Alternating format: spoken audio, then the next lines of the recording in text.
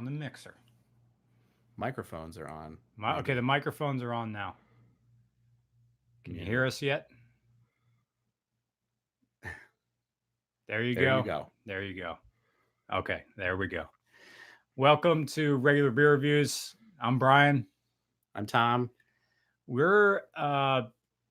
going to be taking it easy because every time we do these things, I get rip-roaring drunk because my tolerance is really low. I need to do one housekeeping thing first, and that's to tweet that we're live. Oh, yeah. I need the link, too, to send to my tens of fans out there.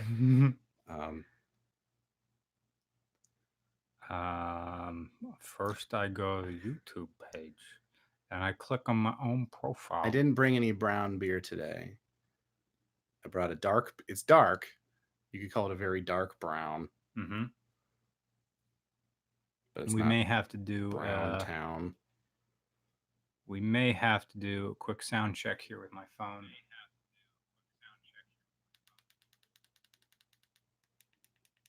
You're sound checking on your phone now. Yeah, it's fine. Let's see. Do I have PA? I'm going to pop Tom up just a little bit. You're going to pop me up?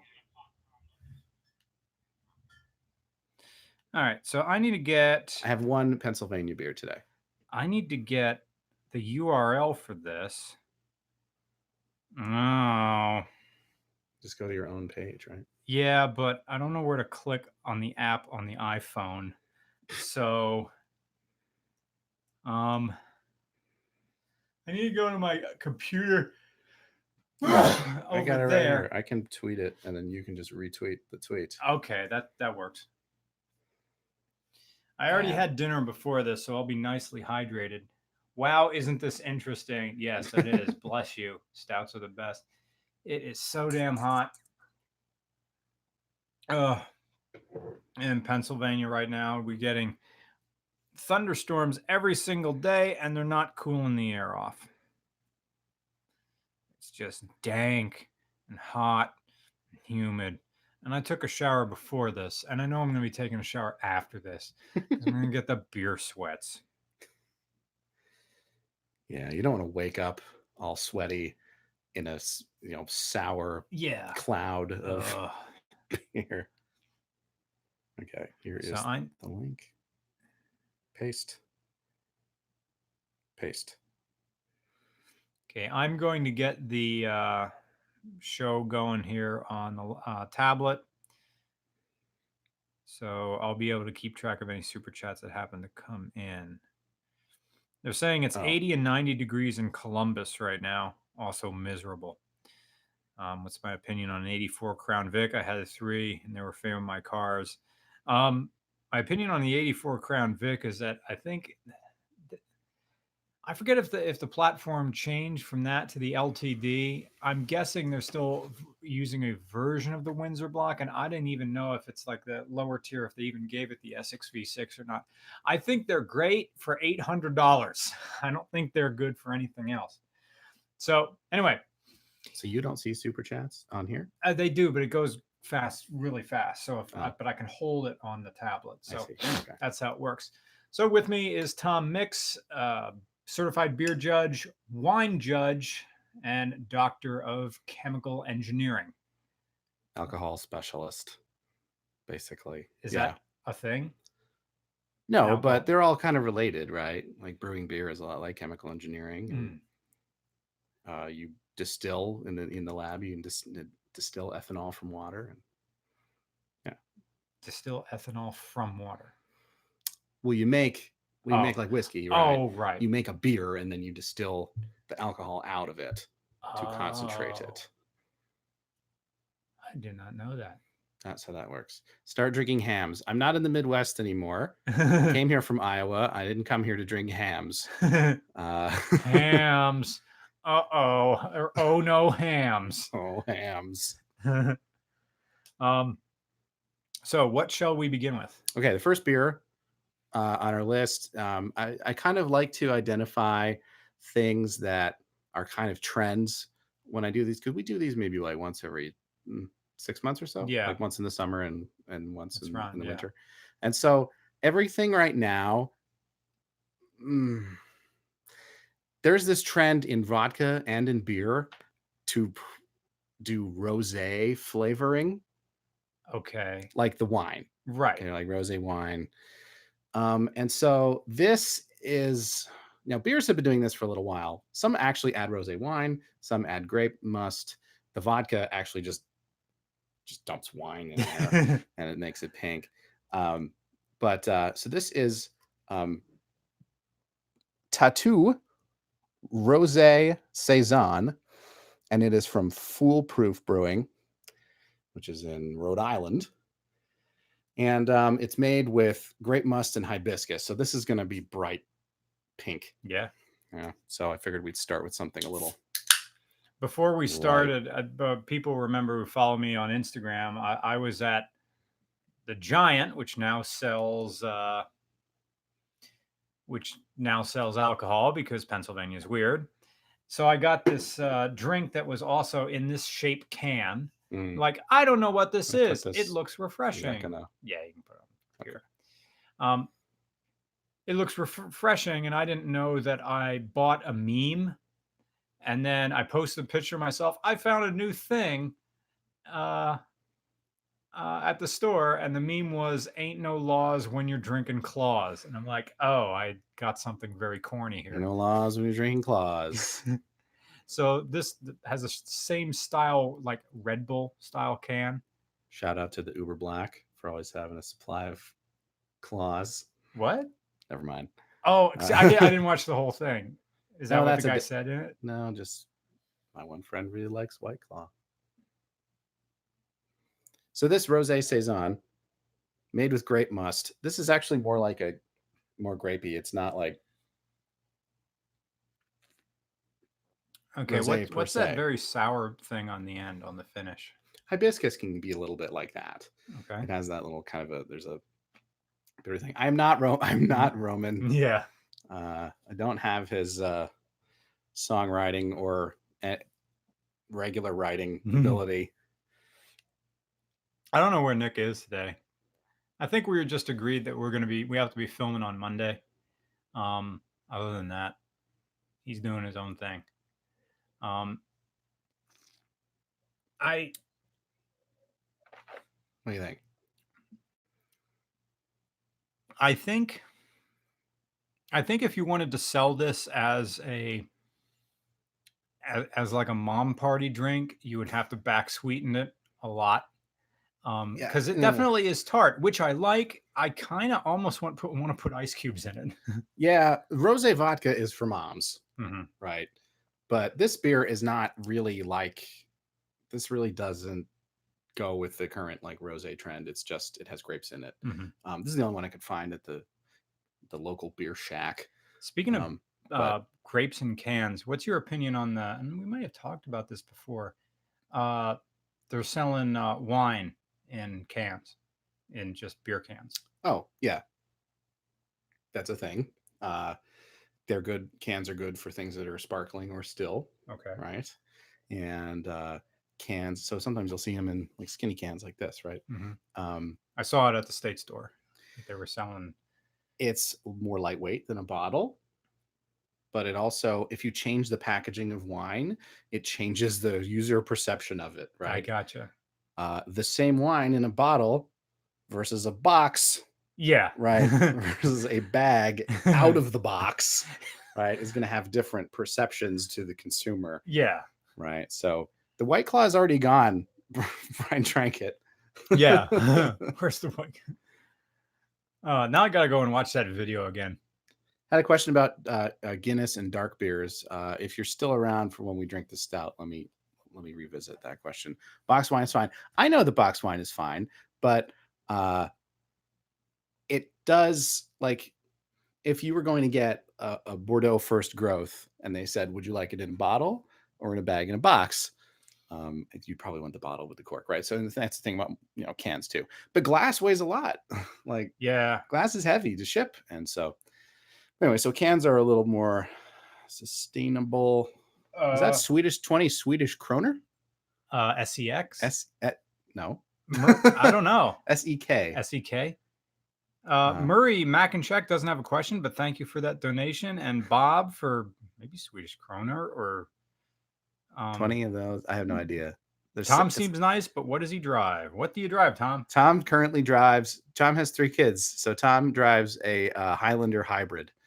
We basically never leave the college town that I live in, and so we needed room for 3 car seats and also city mileage.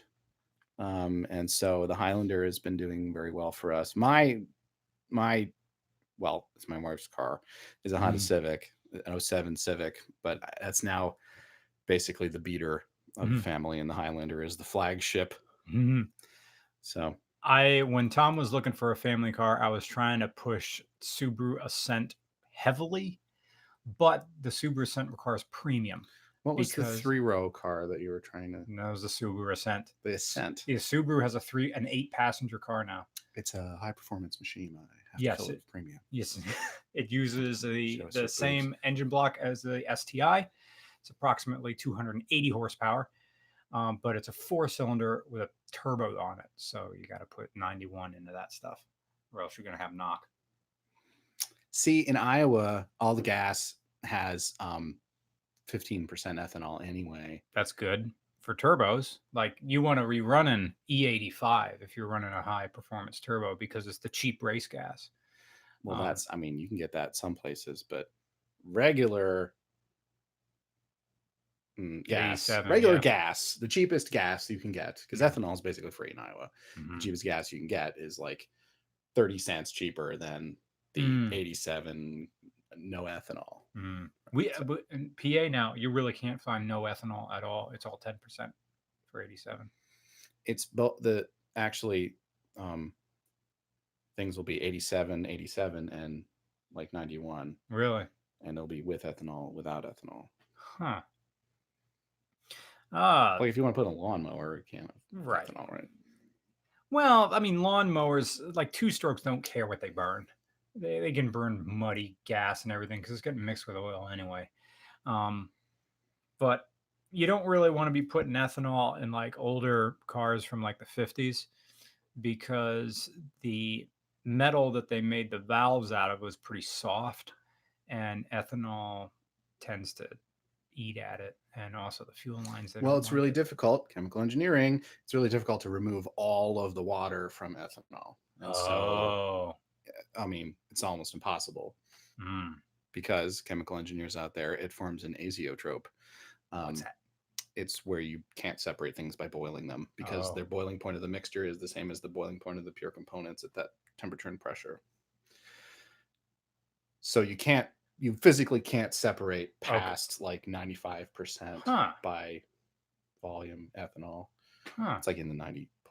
So there will always be a tiny bit of water in your ethanol. So maybe if you had that, and it's like it would do something to the valves. People in the chat will correct me on that. But the cure for that, if you have an old car and you're in Iowa or one of these states with a lot of ethanol in it, is you have to just replace the valves with a harder metal. You can buy anhydrous ethanol from Lab Supply. Yeah, but would you put that in your car? Like, would you fill up?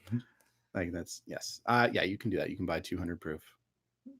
A guy in the storeroom where I used to go to school, in the chem stores, you can buy like in pints 200 proof ethanol. It's absolutely pure anhydrous, whatever. And he said that he's like, oh yeah, a guy used to work here. He used to mix this 3-to-1 with grapefruit juice and sit in the back and drink it. Because it's not denatured. When it's that super pure, it's not denatured with benzene or whatever. Oh, so what does denatured mean? It means you add a chemical so that you don't drink it. Oh, okay. You add benzene or something that makes it poisonous to drink, so you can avoid the tax. Gotcha. But yeah, 3-to-1 grapefruit juice and 100% pure ethanol. When we did that's alcoholism right there. That's some that's some living on a collective farm in the Ukraine, drinking that. When we were on the Lemons Rally. At the end of it, the owner of the Yugo we were driving, Justin Lose, he had some Yugoslavian vodka that was 190, and I don't know where he got this stuff. It's like moonshine, basically, right? We were doing the thing where you have the lighter, and it really did go whoosh. Right, you're just blowing fire. So CCC1 Trigger, thank you for your generous donation, says, a donation to the continued success of RCR. Thank you, sir. Your humor and reviews keeps me coming back for more face. Well, thank you. We will keep doing it. I mean, yeah, actually in Pennsylvania, you can't get 190 proof ethanol anymore, or Everclear. It's 151 here in PA. You can find it some places, but what's your opinion on mead? And then we'll finish up this beer. What's your opinion on mead? Good mead is delicious, but bad mead tastes like feet. If you've ever had a mead where if you're like, oh, dude was like, I made this mead in my garage, it's going to taste like feet. And I don't know why. I don't know the chemical makeup of feet, but it's bacteria. It's a real what it is fungus. Probably is it's really amenable to bacterial infections, I guess. I don't know. Bad mead can be really smelly. Yeah, but there are some good producers out there. I was in Denmark last year and I had this stuff called Viking Blood, which turns out I guess you can get here. But that was real good.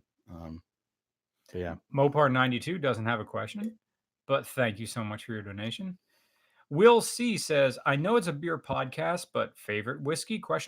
Just picked up a fifth of Jim Beam. Cheers. Thank you, Will. My favorite whiskey is Tomatin, which is Scottish, which I guess would mean it was Scotch, technically, probably whiskey. That is kind of a mid-shelf one, and I have bought it at least 3 times.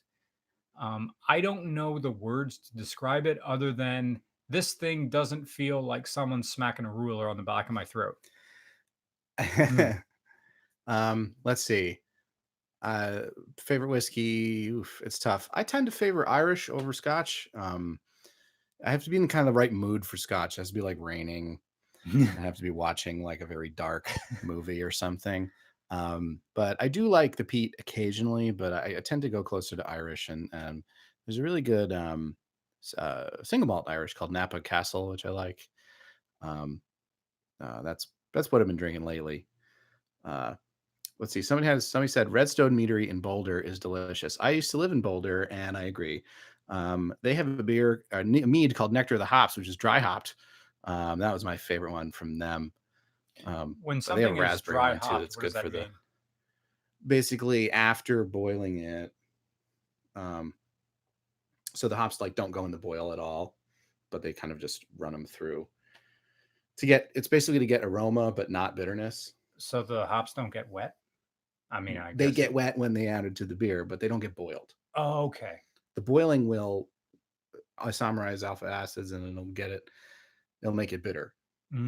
So if like New England IPAs, which I have one that's kind of like that, they're basically mostly dry hops, so you just get a lot of aroma but not very much bitterness out of the hops.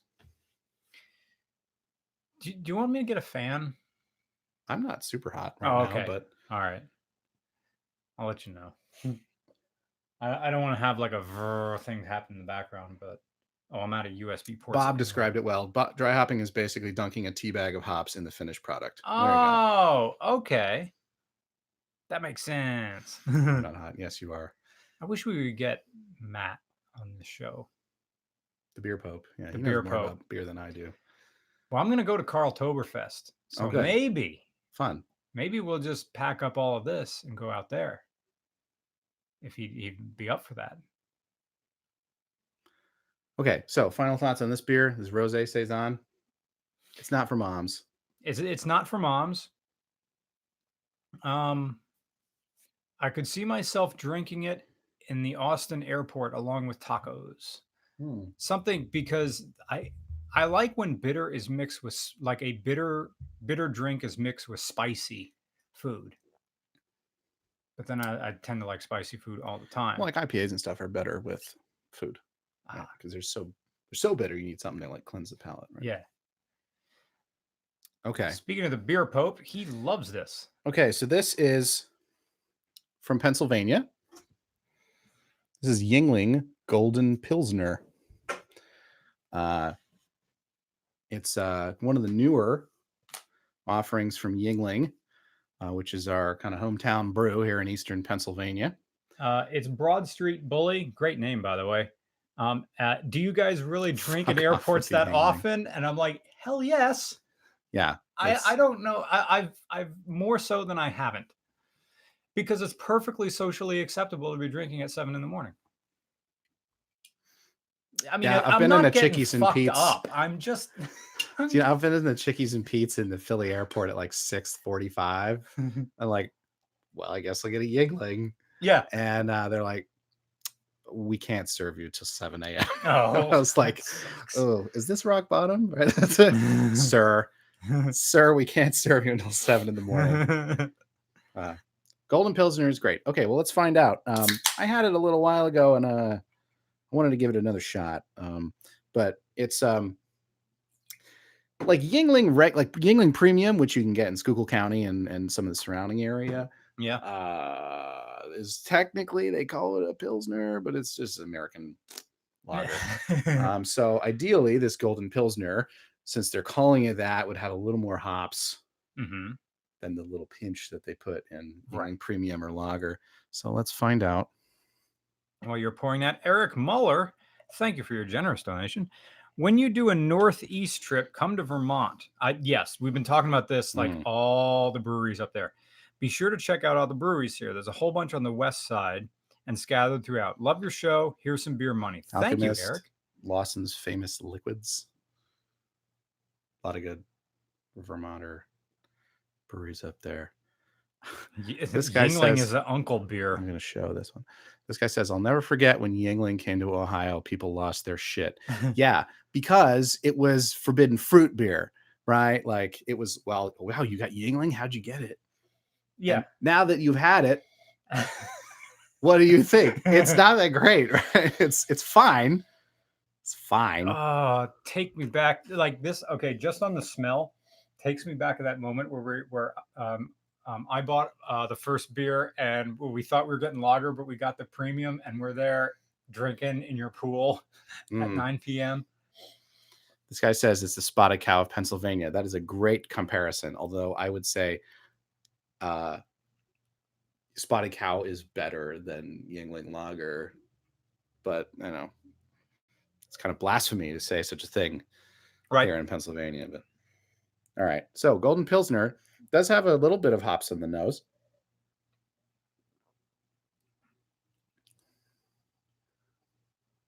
Paul 006 says, grew up 15 minutes from Pennsylvania. My dad would always get it and talk about how you couldn't get it in Ohio.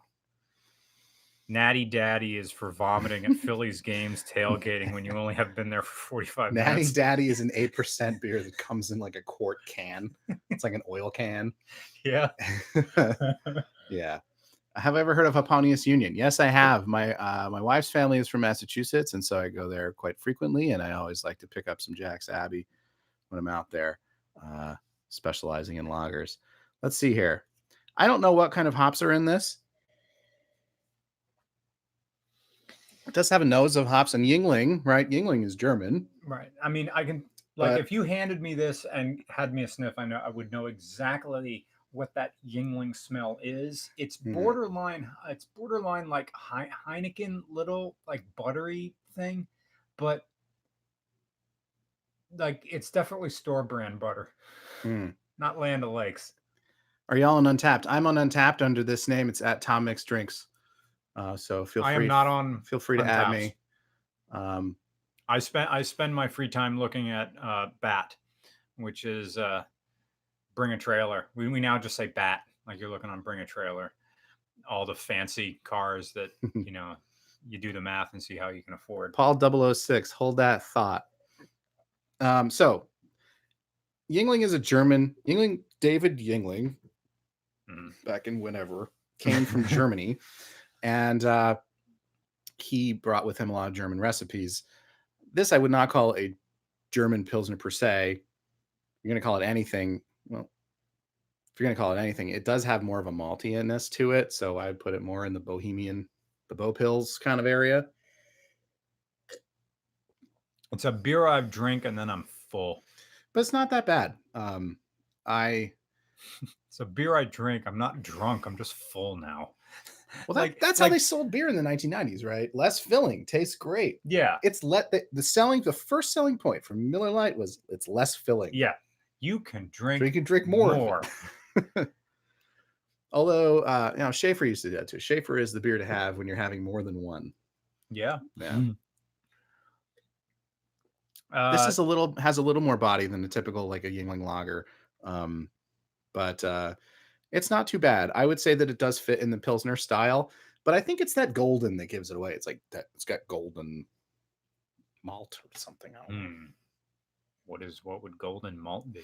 I don't know. Golden to me, a beer that's golden sounds like it would be slightly golden. Yeah, like Molson Golden is more full-bodied than just a regular not golden beer. Did you have a post recently about Coors Banquet? Like you were at a conference or something and they served Coors Banquet? The Banquet beer. No, Coors Banquet is fine too. It's cheaper than Coors Light. Really? Butternut diacetyl. I would not say that there is diacetyl in this. There is a certain creaminess. Nope, doesn't have. I'm not sure if this is a question or not. Did you say butter? Up to the top. Did you use butter as a descriptor? Is that why they're going off? Yeah. Oh. About Yuengling was always buttery to me, but this guy right here, he doesn't have a question. He just says Leinenkugel Orange Shandy is a beer. Oh. So Leinenkugel is a Midwestern beer. It's from Illinois, and they are famous for their like summer shandy. Okay. It's a lemonade beer. They must have an orange one too. There's a berry shandy. My friend went there and she said that you get a picture of the summer shandy and a picture of the berry shandy and combine them was like the drink in the summer in Champaign. And the ironically named Champaign, Illinois. Leinenkugel is from Wisconsin. Oh yeah, you're right, John B. It's from Wisconsin, but I was thinking of my friend who went to UIUC. That must be why I said Illinois. Francisco RP says, doesn't have a question, just wrote in all caps, Modelo time, fools.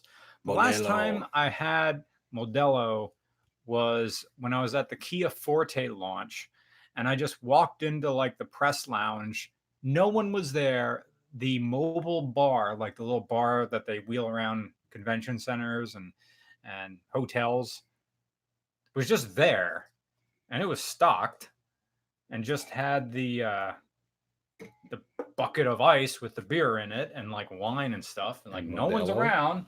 Modelo was one of the options. Modelo was one of the options. Like everything else was like they had a really good selection, like Pittsburgh beers and stuff, but they were all super high volume, like 8%, and it was noon.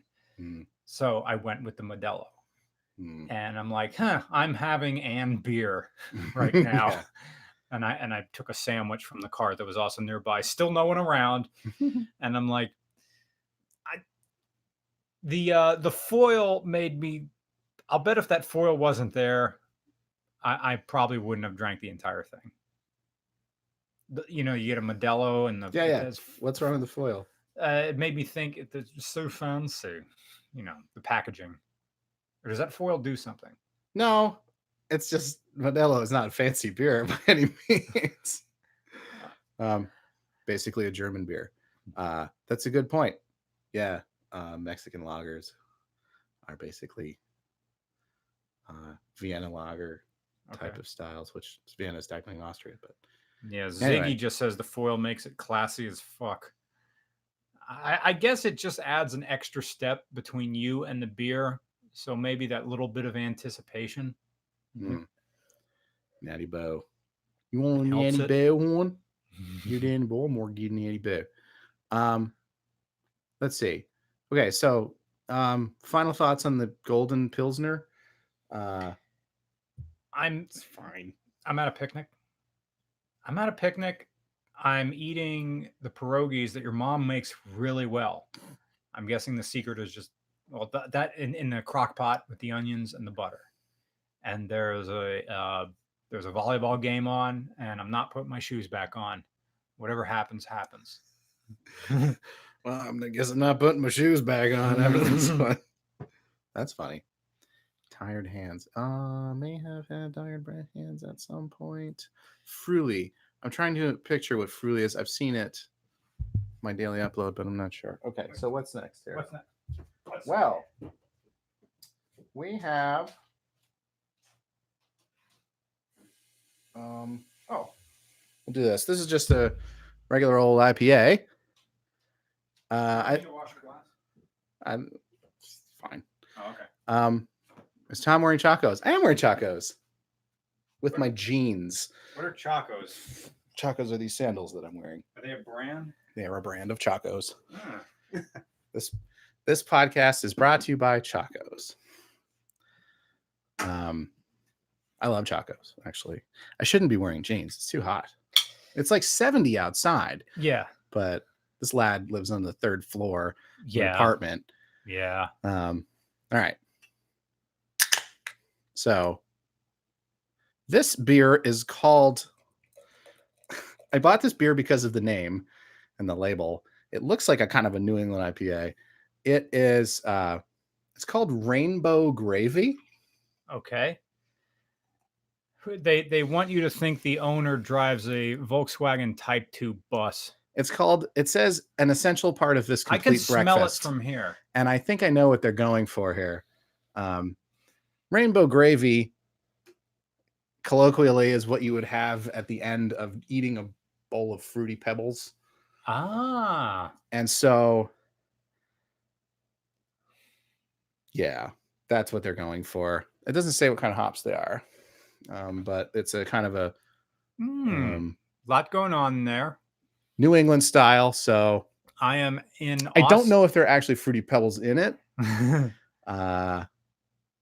Down with cereal beers. Matthew Carlton, His Holiness the Beer Pope. The Holiness. Yeah, hey Matt, Carltoberfest. Do you want me? I can bring all this. Fruity Pebbles and Galaxy? Do a podcast thing at your house. Fruity Pebbles and Galaxy in this beer? That's amazing. Fantastic. But someone figured it out. Galaxy is one of my favorites for specialty hops. And Galaxy to me has is like super tropical anyway. And so is Lucas GT4 says ooh woo. Matthew Carlton says, hey, hi guys again. Toad Bear, thank you. Thank you for pointing that out. I assume you looked it up. And my guess was correct that there actually maybe are Fruity Pebbles in here. It's good. It's fine. You're allowed to do that? Yeah, why not? Just take bulk cereal and just into the vat? Is that what do you think is in Yuengling? It's flaked corn. Okay. And rice. It's very high adjunct. Okay. It's basically cereal. Okay. But yeah, you can. Toad Bear, I work in what's your favorite New York brewery? I lived in New York for 6 years, but it was a while ago. I am partial to the Ithaca Brewery because I went to Cornell. But I also liked... what is the one? Saranac was pretty good. But, this is actually before there were a lot of craft breweries out there. So drank a lot of Ithaca beer while I was there. But Ithaca started getting real cool. I really like Bellwether cider. Cornell, so fancy. Yeah. The highest tier of the Ivy League. Here comes treble. So this is a New England IPA, meaning that, of course, that you can't see through it. It's unfiltered. That's the kind of the style. What's up with the sound? Are we? Is there something else up with the sound again? Is there a sound problem? I mean, we have all the lights on the mixer right here. What up, shit river water, Genesee? You sound fine. Oh, okay. Jenny Cream, baby. I used to drink a lot of Jenny Cream. Tom turned me on to Jenny Cream. That was my house beer in graduate school. My favorite story about Jenny Cream in Ithaca was that The hipsters made Pabst too expensive, so Jenny Cream slid in. Right, basically. Not Jenny Craig. I need Jenny Craig, but Jenny Cream is what made me this way. Jenny Cream equals dad beer. Well, I'm a dad. You're a dad. Rainbow Gravy, the official beer of Slushbox Transmissions. I like it. I had an idea of forming a band just called the Dads. I bought a marching bass drum wait, today's Saturday, so Friday. Yeah, yesterday I went on eBay and bought a marching bass drum. So it used Pearl with a carrier. So like the idea of like a marching, like a dad band, a band of dads who could sing like adult contemporary stuff like Lido by Boz Scaggs and and Saturday in the Park or Saturdays by Chicago. Chicago, you need the whole band though. You do need a whole band. You need some horns and stuff. We need Matt. There's a band, a local band in Iowa called Burning Sensations. Any Iowa people that are listening probably may have seen them at a festival. And they do a couple of songs where they have a marching bass drum and a tuba. Yeah. And they'll just march and they just take wireless mics. Yes. And they walk around the crowd and march like with the tuba. I have a hopefully not a tuba. I have a shout out to Frederick Knutson from the YouTube channel Down the Rabbit Hole. He plays a hurdy-gurdy. So we have that. We have Nick. We're like one accordion away from a Decemberist cover band. Because I had sons and daughters stuck in my head all day today. Hey, that's Handsome Pete. Dances down the ducks for nickels. Hey, you got a customer. Taylor Bear, I'm going to be in PA. I need good shelfy IPAs. Trogs Perpetual. I would look out for that. Hop Devil Victory. Hop Devil's good. Sour Monkey, but that's not really an IPA. No, not even close. It's a sour Belgian. Damn. I have a gut bucket. Higher end shelfies. Trogs is pretty good. When he says shelfie, what does that mean? It's like you can find it on a shelf. Oh, okay. As opposed to like having to ask the guy, I guess. I don't know. Okay. Victory makes great IPAs at the moment. I believe Matt. I live in Iowa, so I'm not super in the loop with the PA beers. Yeah, that would be a thing. Like at Matt's house, then we could actually get his beers that he brews on here. And Justin Lose is going to be there, probably. We only have 2 mics. Well, we can have a third, but I think Justin has a few mics. I got this new mixer now, and we can have 4 mics on it, but we only have 2 mic stands. I wonder if someone mentioned lactose. I wonder if there's lactose in this because that would complete the part of this complete. 16 military. That would complete the part of this complete breakfast if it had lactose. If it was like a milkshake, Fruity Pebbles, and Galaxy. Dude, BB Tech 0125 says 16 Military Wise, which is a Decemberist song. I was listening to that song when I flew back from New Zealand and I landed in Los Angeles, and I'm just watching, people in mobility carts with that song playing.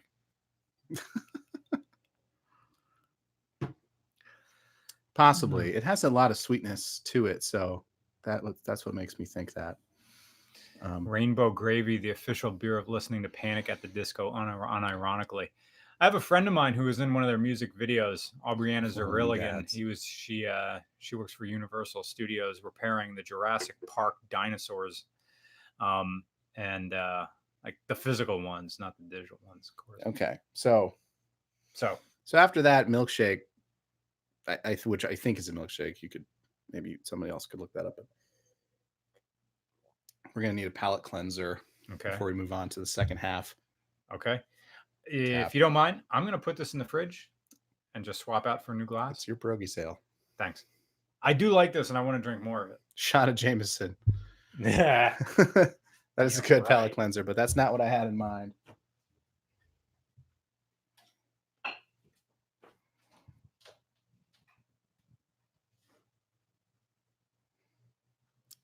This is what we're going to do as our sorbet course between so this probably you're getting a new glass. I'll rinse mine out. Yep. Nice.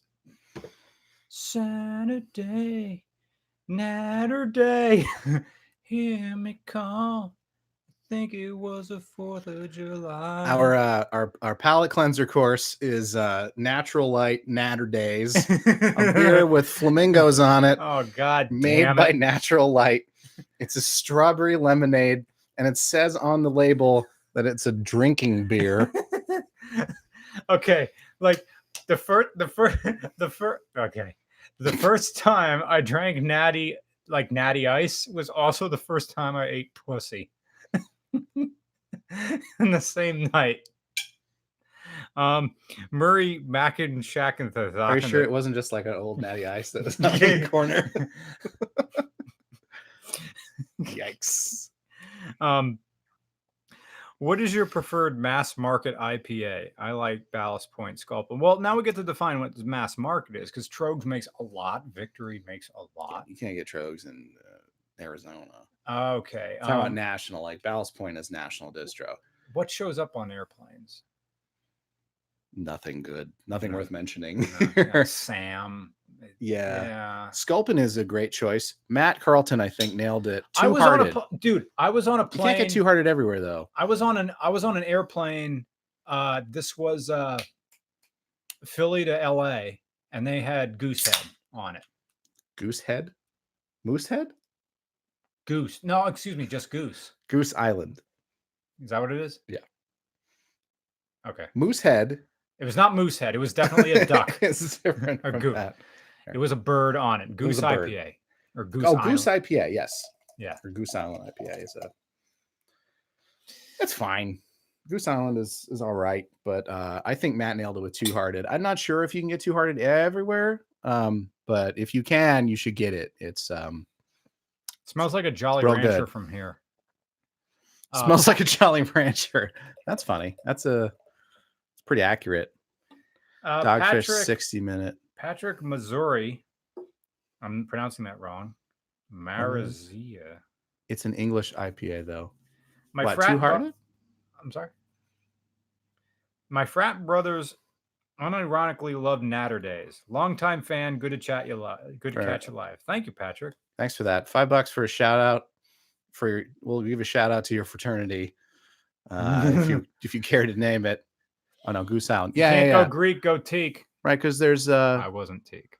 There's Honkers too is an ESB, right? So all right, so we're gonna pound this Natter Days because you can't sip this, right? Yeah, I just tried. You know what? It tastes like. It's actually quite refreshing in this warm apartment. Yeah. Right, Honkers is an ESB. You know, honestly, this isn't bad. This isn't terrible. It professes to nothing, and it delivers 1 cent more than that. So, yeah, this beer tastes like finding a quarter.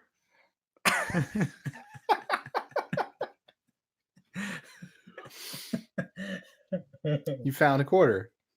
It's not the greatest thing in the world, but hey, if you're having a bad day, it could make your day. Got 3 more of these, I get a protein bar. It tastes like you took regular beer and added Kool-Aid. Yeah. It's basically a Kool-Aid shandy. Yeah. It's fine. I like it better than regular Natty. I like it better than Natty Ice. Hunter Hagen has right. You can buy a tall boy when you have 4 quarters. That's funny. You know, Steel Reserve for $2 at the Sheets. They're selling at the Sheets. I was there. I had to do a double take because the soda cave turned into a beer cave. And I'm like, all right. And then there was a guy buying a tall boy of Steel Reserves, and he did not have sleeves on his shirt. I'm like, called it.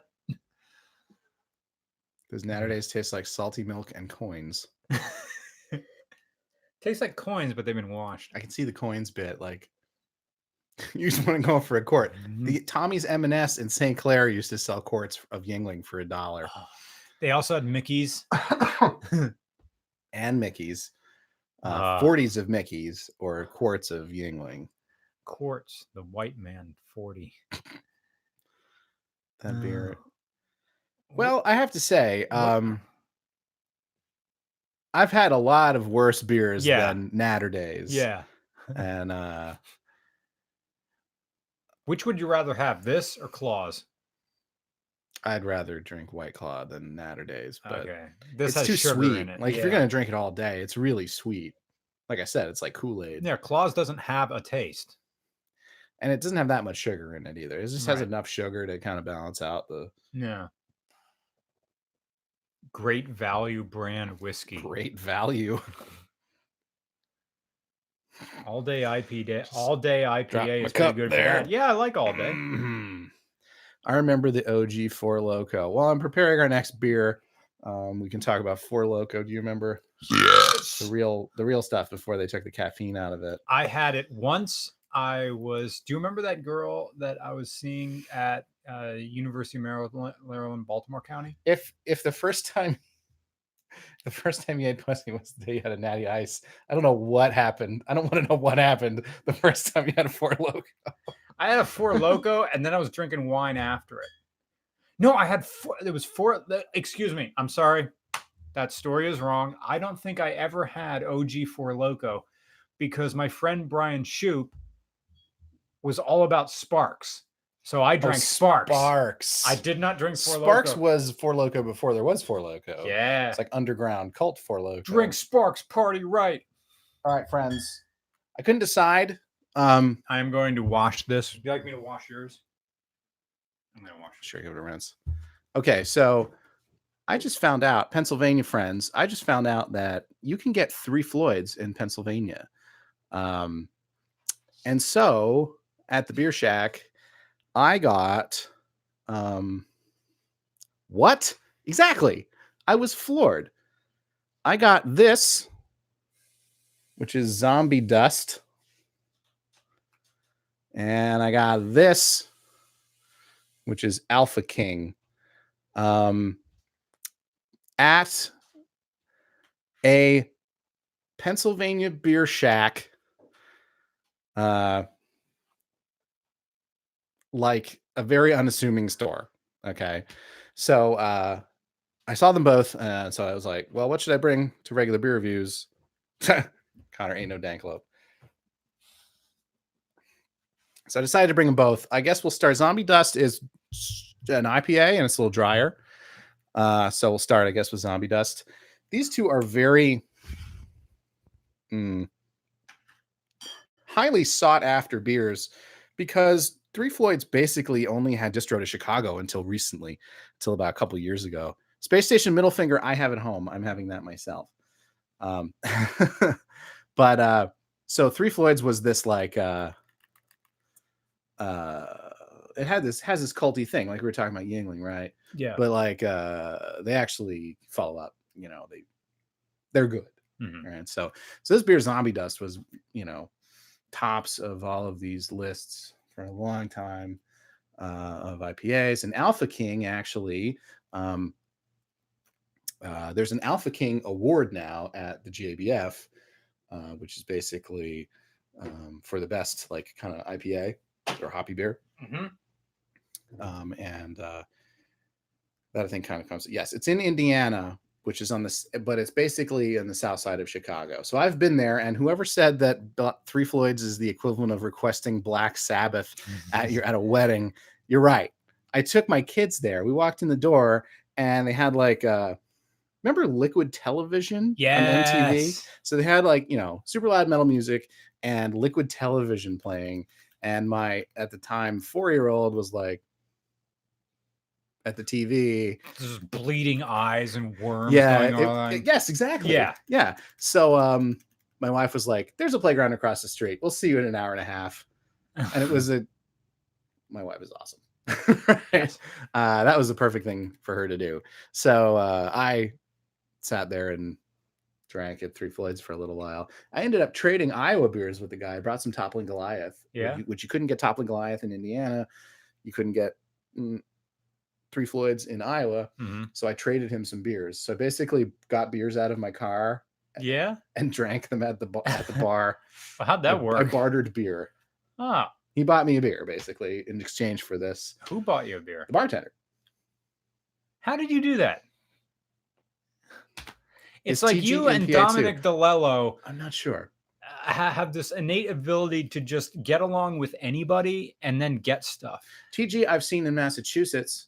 Toad Bear. I don't know if it's in PA. I didn't see any today at the local beer shack, which had friggin' this. Mm-hmm. So let's go. Okay, we'll start with Zombie Dust, and then we'll go to Alpha King. Matt Carlton. Zombie Dust is more of a pale. I haven't had it in a while, so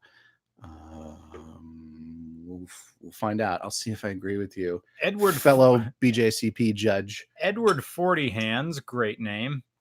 I've never seen anybody in real life do the Edward it's 40. Edward 40 Handies, which is different. If you can order at your liquor store, ask for Hop Sectioner. Pennsylvania doesn't work that way. Hop Sectioner is from Terrapin. We have Terrapin. I bet you can find it. Okay. We did a Terrapin beer on regular beer reviews. We did a Terrapin Mosaic, but to check Giant, their selection is Nathan really O says go to IUP. You'll see Edward 40 Hands. Matt Carlton, can you confirm that? But with their IPA in Maine and Athens, Georgia, the way Pennsylvania works is our state store is liquor and wine only, or spirits and wine only. When you go for beer, you go to other places. It's weird. If they ordered a beer, you'd probably have to get a case of it. I gotcha. But I'm not sure. But this okay. So Zombie Dust. Matt Carlton says, I cannot confirm nor deny. He says, oh shit, double negative. Man, I agree. There is a biscuitiness to the malt that I think should put it in the pale ale category. What do they call it? Probably don't call it anything. Oh, it is a pale. They call it a pale. Yeah. My bad. But it's much hoppier than Alpha King. Tom, where can I read your beer reviews? I had a blog. That's how old I am. I had a blog called Ithacork for a while. So when I was living in Ithaca, I had a wine and beer review blog called Ithacork. Ithacork is now defunct. So if you want to read my beer reviews, you can follow me on Untapped and Tom Mixed Drinks. I'm feeling fuzzy, so I'm definitely drunk right now. You probably should have done the Zombie Dust first. But the Zombie Dust does, like, it has the pale, has the aroma. GeoCities.com. We both had GeoCities.com pages. Yep. GeoTitties. Mine didn't have any titties on it, except my own. I don't think they really moderated those things. And then I remember Angel Fire. Remember knowing code, how to make links. Because you had to upload two different pictures. You had to upload a really low resolution thumbnail, and then it would link to the picture, which would just open on its own. I helped beta test Angel Fire a long time ago. Okay, wow. So all right, so we're not the oldest people here. Mm-hmm. So Matt Carlton, can you elaborate on cheater hops? It's like I said, it's been a while since I had Zombie Dust. I wasn't expecting to have it here today, but cheater hops. What I do get, and maybe it's the name, but it does actually finish like super dry, and it could be the bitterness or the Mosaic, Galaxy, Citra, etc. You call those cheater hops, specialty hops? Okay. It just tastes like a slow drinking beer. It finishes to nothing, but starts very strong.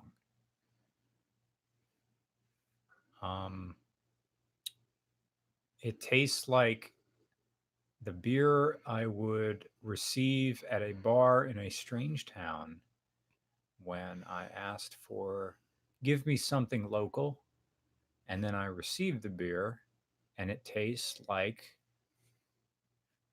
a general purpose.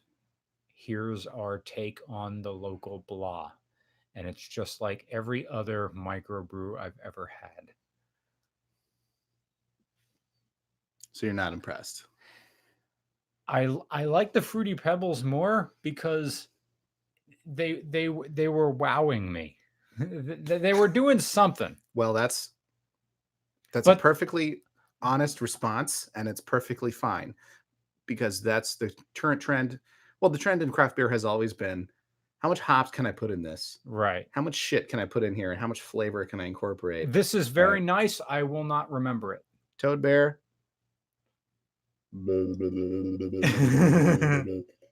That was worth $5. Thank you, Todd. Thank you, Todd, for your generous donation. So I don't know what hops are in Zombie Dust. Courage, he says. Wait, your mom finishes Citra. Super dry. Oh, it's all Citra. I had no idea.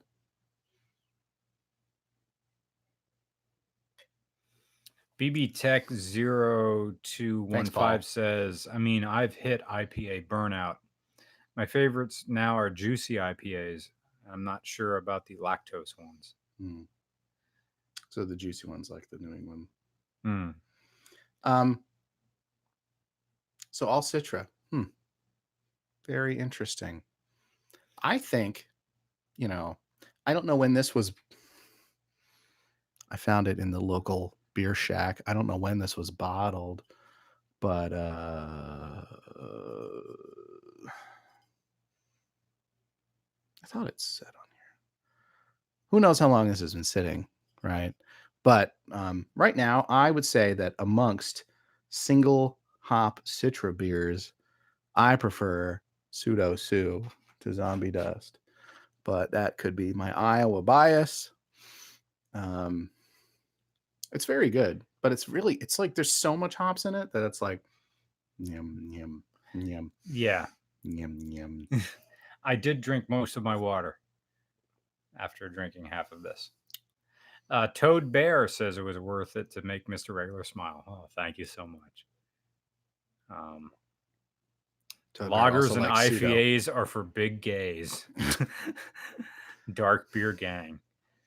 Dark beer gang. I thought it was just people drinking. Drinking like aftershock. Can I just point out that this is Ryan's? Okay, let me tell you what's going on. What's going on here? Okay, here, open the beer and then.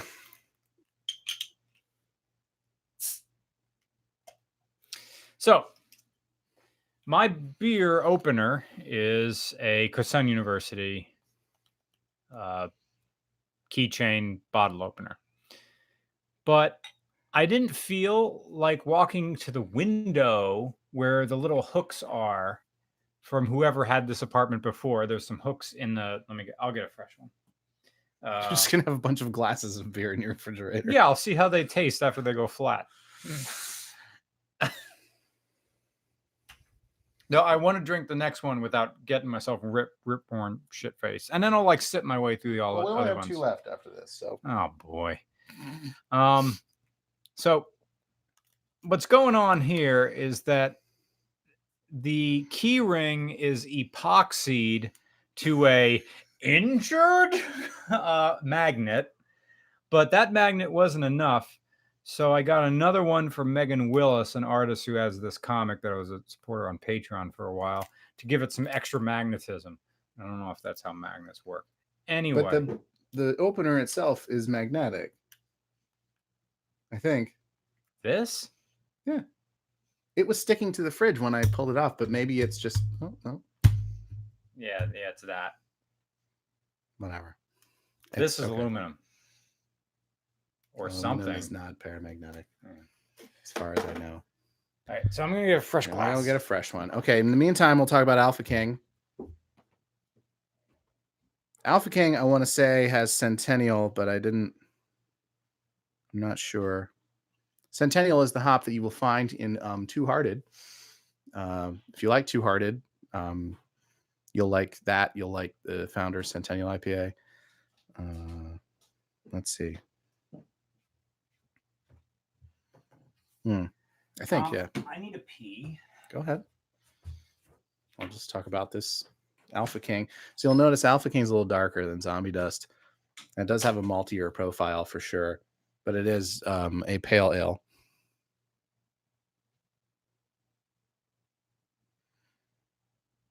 And the Alpha King on here looks like a samurai version of Blanca from Street Fighter.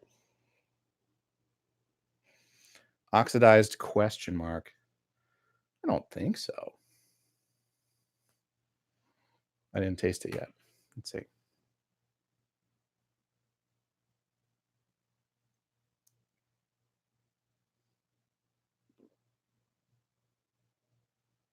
I did do that. Li Shoot. Yes, you're right. We used to do that. We used to have the webcam there. And other regular beer reviews, if you go back and look.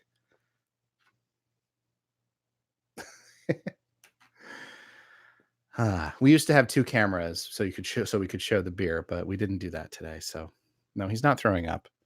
You can hear everything that goes on in that bathroom. Trust me.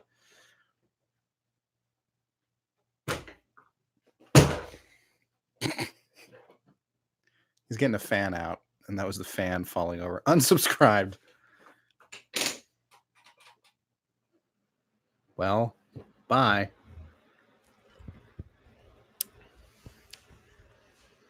Yeah. So like I said, I did get this at the local beer shack. No idea how long it's been in the old in the hopper there. But here's Alpha King for you. Oh, thank you. Not really getting the aromatics that you would. That is funny. Someone called me out for holding the beer up to the webcam to try and show the label. Oh. And the camera is over there. Over there. Don't know how to find my camera. We have a nice little tally light on it. 2-year-old Nugget Nectar. So yeah, old Nugget Nectar. Actually, Matt Carlton sent me a 6-pack of Nugget Nectar once, but I only found 5 of them in the box. But then I went to put the box away, and I found the last one like a year later, and yes, it's very sweet. All the hops went away. I was like, why would he 5-pack? I was like, why would he send me 5? That seems weird, but okay, thank you. But then I found it later. Okay. And I want to say that this one is a little old because I'm not really getting any hops at all. There's nothing at the beginning of the taste and a little bit at the end of it. It's still bitter, but it's not super aromatic. And the first things to go when you're aging alcohol, the first things to go are the esters, because esters, most alcohol is, beer and wine is lower pH than, it's slightly acidic, and it's got alcohol in it, and it's got water, and it's got esters in it. So those 4 compounds actually have a really interesting equilibrium called acid-ester equilibrium. And basically, esters will go away as you... So anything that's hot, fruity and high toned like that will go away. And with hops, especially like real sticky, icky hops, like any sulfur type compounds, those will oxidize really fast, because what they do is sulfur groups like to find other sulfur groups. And so when the sulfur groups, they like to come, when there's oxygen around, which will leak in, they like to come together. And so the aroma compounds will drop out. They'll be disulfides. So you won't get them. Look at the big brain on Tom. I got a PhD in this shit, man. I needed footnotes for a lot of that to define those terms. Okay, can you tell me what sulfur esters are? Is an element. I know what sulfur is. Right. That's what's coming out of Centralia. That's true.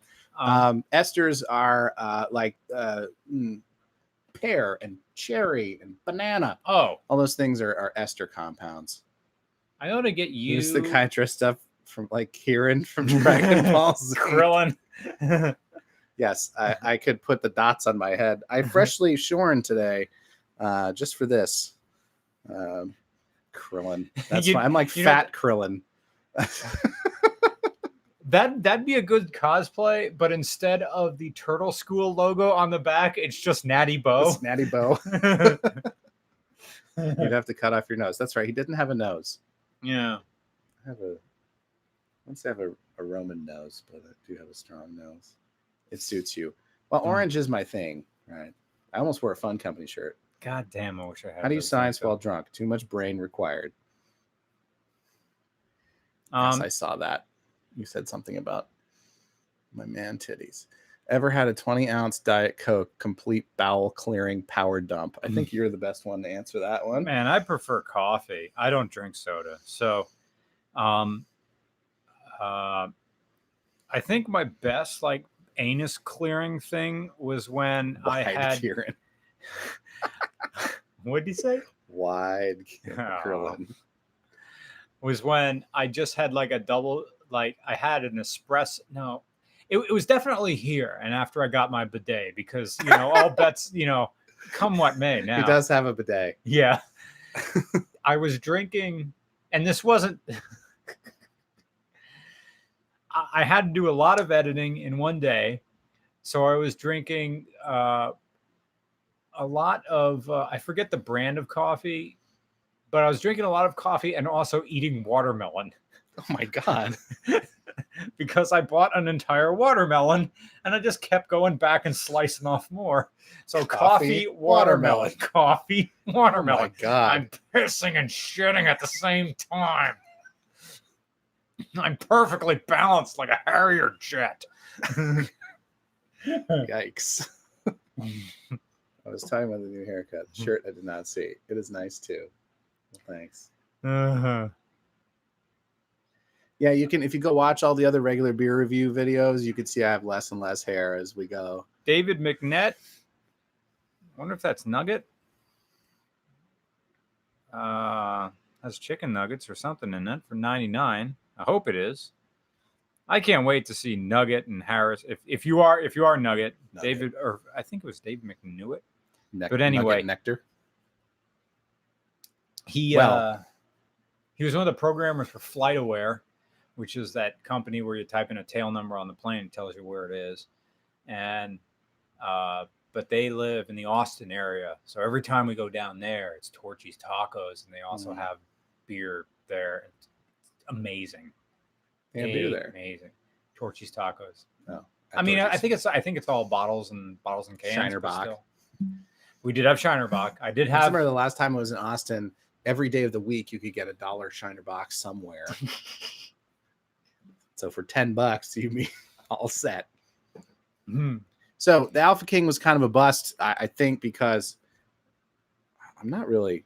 Oh, here, bottled. Oh, here it is. Bottled. Oh, is that a 3? 03/27/19? 4 months ago. The Duck Crew is watching. Who are the Duck Crew? Pay attention to West Town. That's the crew from the Mucky Duck Pub in Ames, Iowa. Hello, Mucky Duck Pub from Ames, Iowa. We talked about Sculpin before and I gave a shout out to the Uber Black, but I didn't give a shout out to the Magic School Bus, who always gets us home safely. The Alpha King was not, you know, yeah, well, that's normal. That's normal for that. That color is it's a lot deeper than the Zombie Dust Toad Bear, but I don't know. 4 months. Should it have a shelf life of 4 months? Probably not with that much hops. Anyway, that was a bust. Zombie Dust was pretty good. I just remember I have a business card from a place called 10 South Distillery in Nashville. Is your work taking you to Nashville at any point? I was in Nashville last summer, but not for work. Okay. I know I'm going to go back there, and the guy said, please come back to 10 South Distillery. We'll do a thing. So, I was in Knoxville too, and I saw the giant, the Sun Sphere. The Sun Sphere. Yeah. The city of Knoxville. It's fabulous Sun Sphere. Okay. You are hearing me talk. So we're gonna take it up a notch right now. Okay. This actually, you just said regular wave. Didn't you do a? Yeah, I'm about that. No, but didn't you make a song? Yeah, a vaporwave song. I have 2 of them now. What's the wig shop? Yeah. One is air traffic control reviews, and another one was something else. I think I just put it out. Oh, that was like extremely slowed down Louis Rukeyser. For that I got from one of those tapes over there. That's funny. Like slowed down extra. Just finish. That one's not that. It's only 5-ish %. It doesn't say on the bottle. I'll do both of them at the same time. Let me get another glass. How many glasses do you have? Well, I think.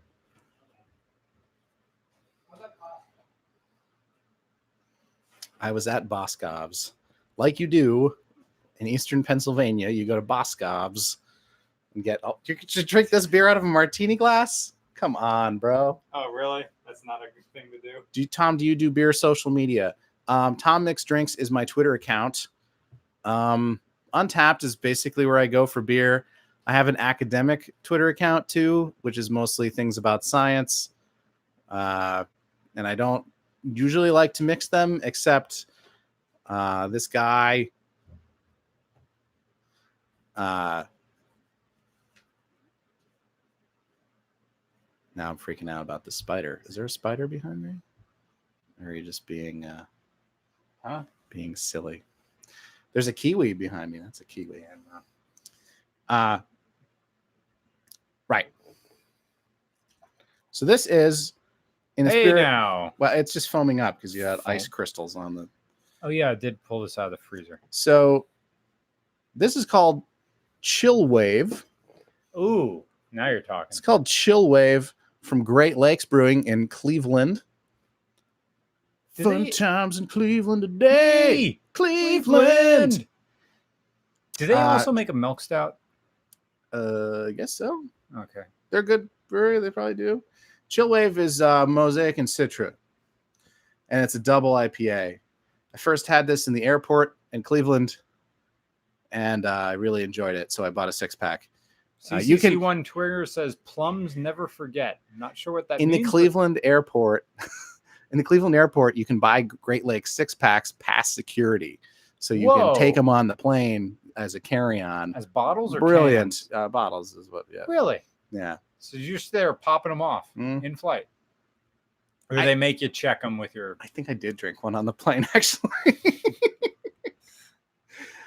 Don't tell anybody. I just found out that on American, if you are seated in the exit row, you get 1 free alcoholic drink. What? That seems... I am not joking. That seems counterintuitive. Right? I did not know that. Hmm. They consider it premium economy, and thus this applies. Because I was talking to Tony, and I was like, man, I really want something. It's like, you're in premium economy. Delta does the same thing. Just ask for something. As I said, may I have a gin and tonic? And they said, yes, here you go. And they gave me 2 little bottles of Bombay Sapphire and a can of things. Like, 2? mix it yourself. 2 little ones. 2 of them. I got 2 of them. Wow. Drank 1 and drank the rest when I got... I can feel it down in my plums. So anyway, Will Ferrell. Oh, Chill Wave. Hell yeah. This is what you would call, what Matt would call cheater hops. Mosaic and Citra. Very sweet because it's a double IPA. I want to say it's about 8%. You guys gonna give the spider a taste? Guy gonna give the spider a tasting or what? What's spider? First of all, they can't see it. That's 720p. There's nothing. Is this what you're talking about? This? The necklace, the Maori thing? Oh. Him.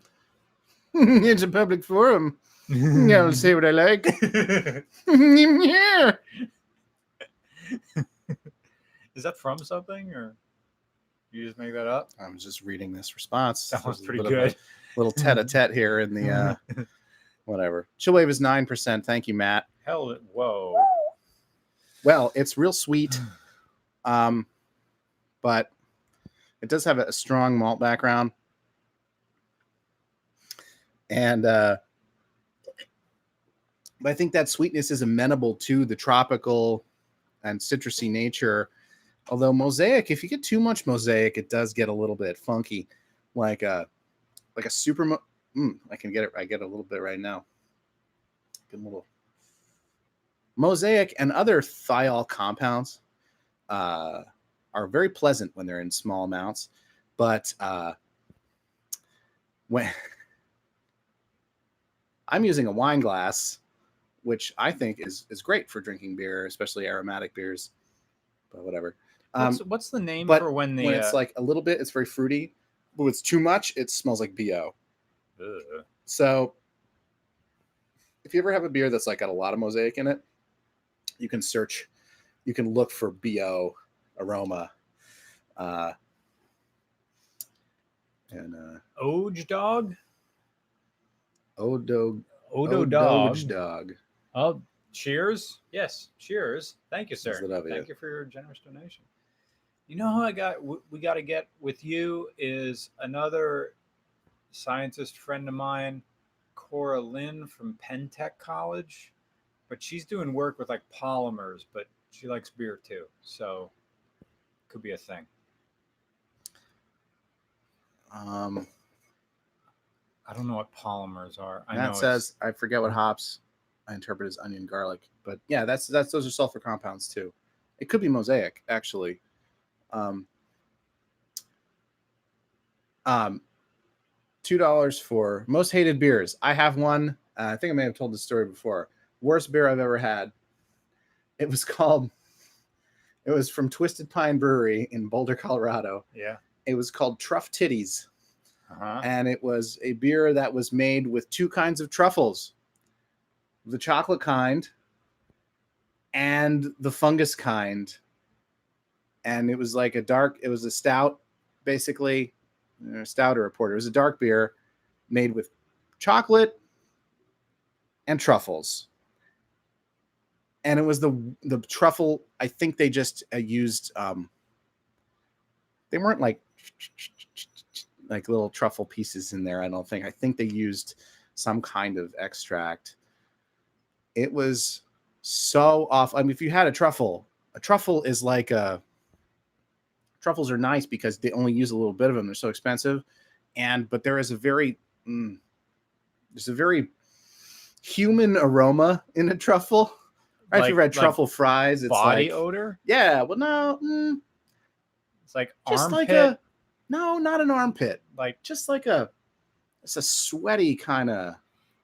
They probably did use cheap truffle oil. Is probably what it is. But like you're trying to snuggle with your significant other and they haven't taken a shower. Kinda musk. Oh, that's a good word for it. Musk. There's a musk to a truffle. Stop saying musk. Musk. And well, I'm not sure oily wise, but this gross body odor thing was really throwing me off. It was the worst beer I ever had, bar none. I think, and the two super chats here, Chris Stockage says polymers or plastics. Oh, okay. Yeah, polymers are plastics. And thank you, sir. Not all polymers are plastics, but all plastics are polymers. Oh, man. Those sound like math words. Polymers are just things that repeat, right? They're chemical moieties that repeat. That's another word. What is that word? Moiety? Yeah. It's like a chemical group. Okay. That repeats. BB Tech 0251 said, I spent $2. Does that mean you'll twerk for me?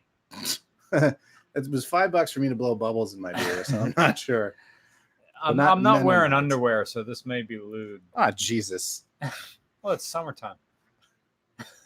Right. Dude, if I put underwear, that means I have to wash it, and I still have to drive my parents to wash chili things. Beers from the 90s with whole peppers inside.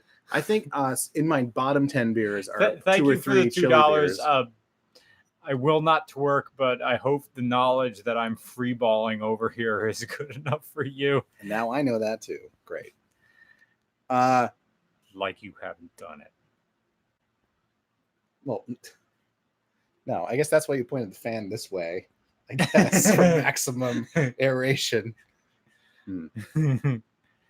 Like most of the time when I ride my motorcycle, actually with my new the GSX 650F, the seat is such that it doesn't crank my nuts. But when I had my old GS 500, I would exclusively freeball when I rode that bike because I needed the extra 2 millimeters that of space between my "How's your father's" and the beginning of the fuel tank. The one nice thing about the GS 500 during the summertime is that when you filled that tank, you were hugging. There's nothing quite like cold gasoline. When that gasoline comes out of that tank deep underground, it's like 20 feet underground. No, wait, more like 10, maybe 5. That's probably 10 because those. How far down is the gas tank? Yeah, I'm guessing pretty big, so probably, it kind of varies. You're right, and it's pulling from the bottom of the tank anyway. Okay, yeah, sure. So that fuel is really cold, and now it's in the fuel tank, and your legs are on it, and it's like, oh, that is so good. I think that the "How's Your Father's" comes from the Austin Powers version of "Sometimes I like to give my undercarriage a bit of a "How's your father." Drink water to activate H2O mode.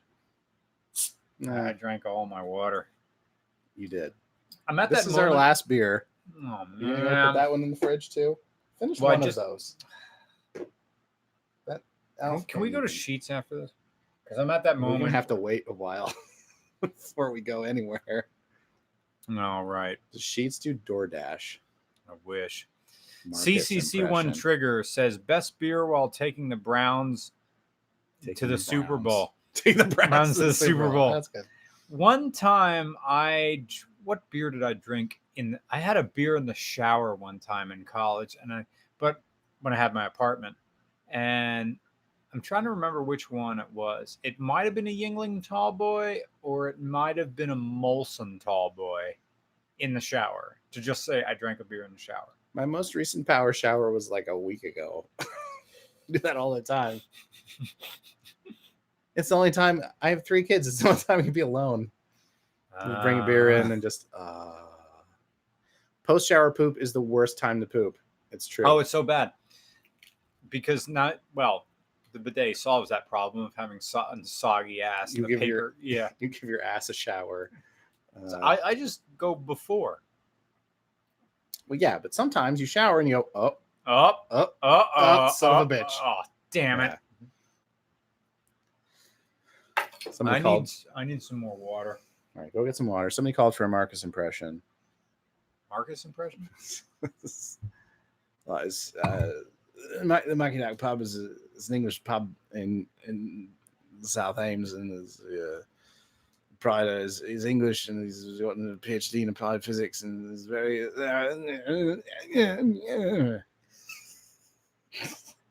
So, go do what you're doing.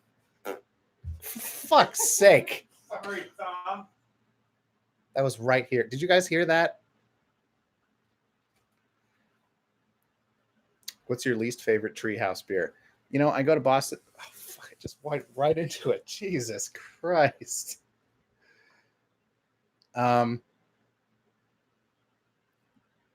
What's my favorite Treehouse beer? I go to Boston a lot, and I never have time to go to Treehouse, so I have not had a Treehouse recently. I've had some Trillium.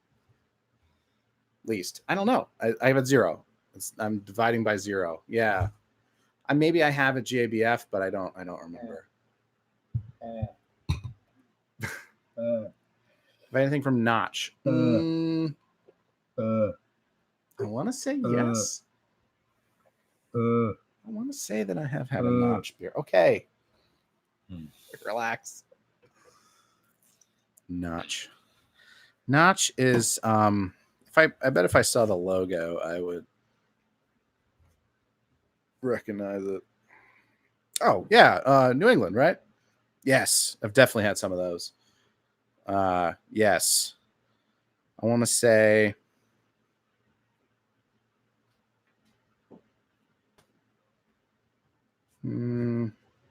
My buddy used to distribute them, and I had a lot of them, but it was a bachelor party, so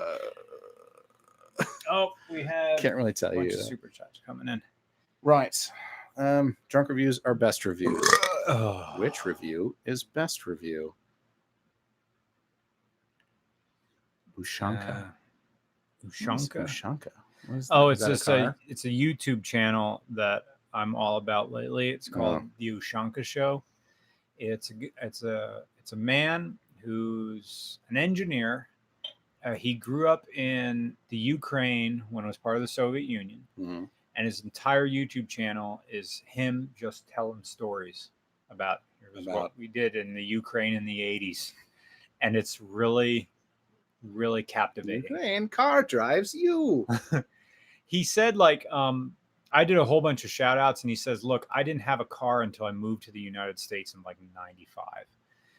Because like you had to wait like 10 years or something like that for permission to buy a car. He talks about some Chernobyl HBO facts. Oh yeah, he also was in Kiev when the Chernobyl explosion happened in the Ukraine. It's like, yeah, I was there. Mm-hmm. Well, I can tell you, I didn't get to that. Nobody told us anything. I don't know. I haven't got to. I'm binge watching. Okay. He has like 100 episodes. I'm on like 50 or something right now. Instant Debris says, "Have you ever had a Glutenberg?"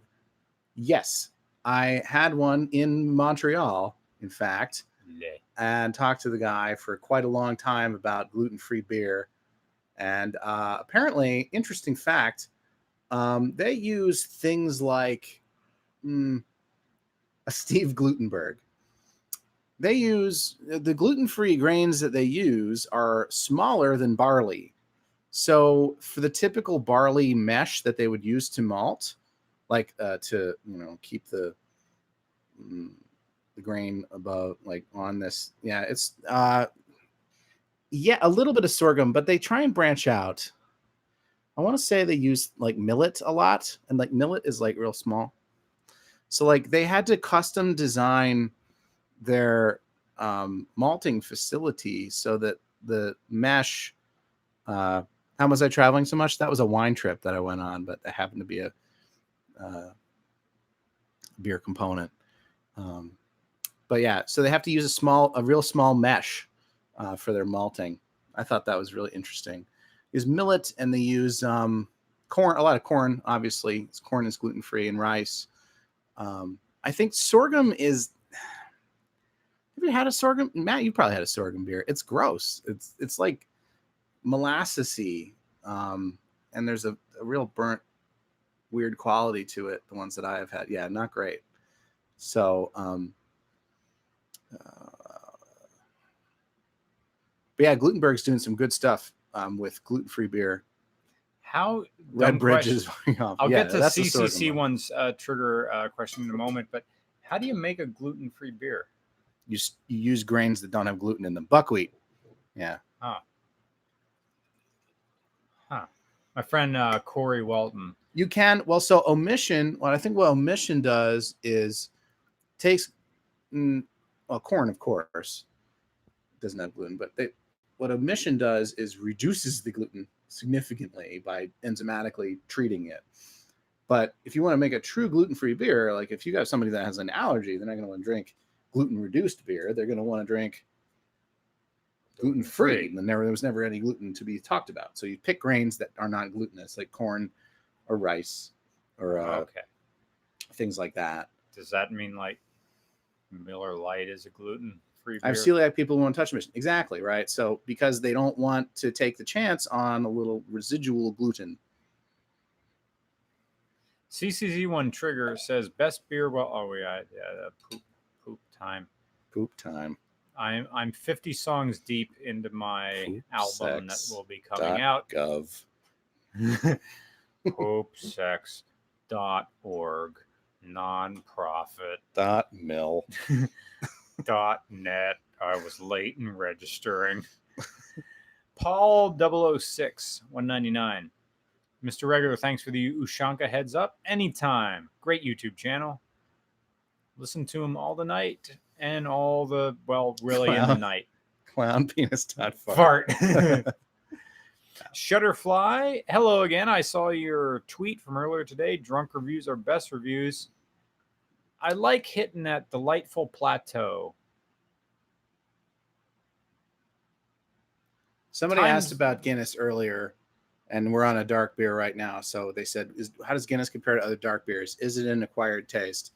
I would say that stouts especially are an acquired taste because of the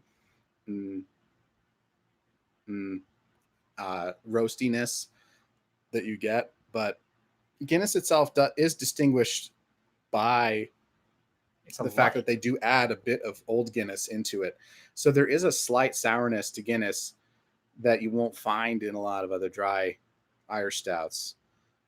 So in that way, I guess you could say it's unique. Is it worth $6 a pint on St. Patrick's Day? No. But anyway, the dark beer we're talking about right now is Sweet Baby Jesus. Oh, yeah. It's from Dewclaw Brewing, which is in Maryland. I've had this before, and I don't know if it was with you, but I have it before. Eric Hunsaker is a big fan. And it's probably that. Yeah. It's a chocolate peanut butter porter. What do you think about the push for nutrition labeling by Big Beer as a pushback against richer craft offerings? Well, I can tell you that a lot of people in Iowa were real pissed off at Bud Light when they were like, we don't use corn. The king or whatever is like, we don't use corn. You use a lot of rice. Mm-hmm. Right? So, I don't know. I think that right. And people in Iowa were rightfully pissed off at people talking shit about corn. Right? But anyway, Sweet Baby Jesus is a peanut butter porter. It's very peanut buttery. Smells like chocolate in the beginning of it. Well, yes. Of course, it's corn syrup. That's right. They were talking about there's no high fructose corn syrup. Why would you want that anyway? Because people don't like the idea of high fructose corn syrup. A fat ass alcoholic. Shameless. This chair makes me look fat, is what it does. That's right. It's the devil. It's chemicals. Corn syrup. It's just glucose syrup. Really? Corn. You have to process the corn. It's starch. It's all starch. Right? So malting, the idea behind malting is to take starch and break it down into fermentable sugar. With corn, you gotta you cook it basically, and that breaks down the starch. You make it into a syrup, and you get corn syrup, and that's basically glucose syrup. Really? Which is great. Yeast loves glucose. Okay, I'm a little bit confused. Should I still be avoiding corn syrup in my diet? No, I'm saying no. Are you right now? Yeah. I'm not. It's a good way to avoid sugar, and sugar is bad for you. Okay. Right? Yeah. But is it like most of that sugar in Bud Light? Most of that sugar is going to turn to ethanol. People are obsessed with high fructose corn syrup because of there is a reaction, for high fructose corn syrup especially. There's a reaction that turns glucose to fructose. Glucose and fructose are processed differently. They probably have an effect on the microbiome too, because different organisms eat different things. But also, the thing that people are most concerned about, which is probably not a thing, is that this enzymatic reaction is buffered with sodium hydroxide. And that sodium hydroxide, the way you make sodium hydroxide, it contains trace amounts of mercury. So they're like, there's mercury. Oh. And so, yeah. I just thought it just keeps you fat. You're eating sugar. Okay, so it's sugar in general. Everybody take your sugar intake advice from the overweight guy. Yeah. I'm not giving advice. I'm not that kind of doctor, but I'm saying that if you eat less sugar, you're Matt Carlton's be sugar less in fat. general will make you fat. Yes. Yeah, I stopped eating breakfast cereal and I miss it dearly. And then I stopped eating. I switched to oatmeal. Bro, you just drank some breakfast cereal earlier. Yeah, great. With rainbow gravy. Yeah, great. I liked it so much I put it in. I miss breakfast cereal, and then I switched to oatmeal, but it was in the pre-served, like pre-portioned packets, and those have sugar in them as well. So now I'm down to the old gigantic canister of oats that I pour. You can get like bran flakes. Bran flakes are like 100% bran. All bran is like 100% bran. No sugar added. I could do that again, All but bran. I also stopped drinking milk.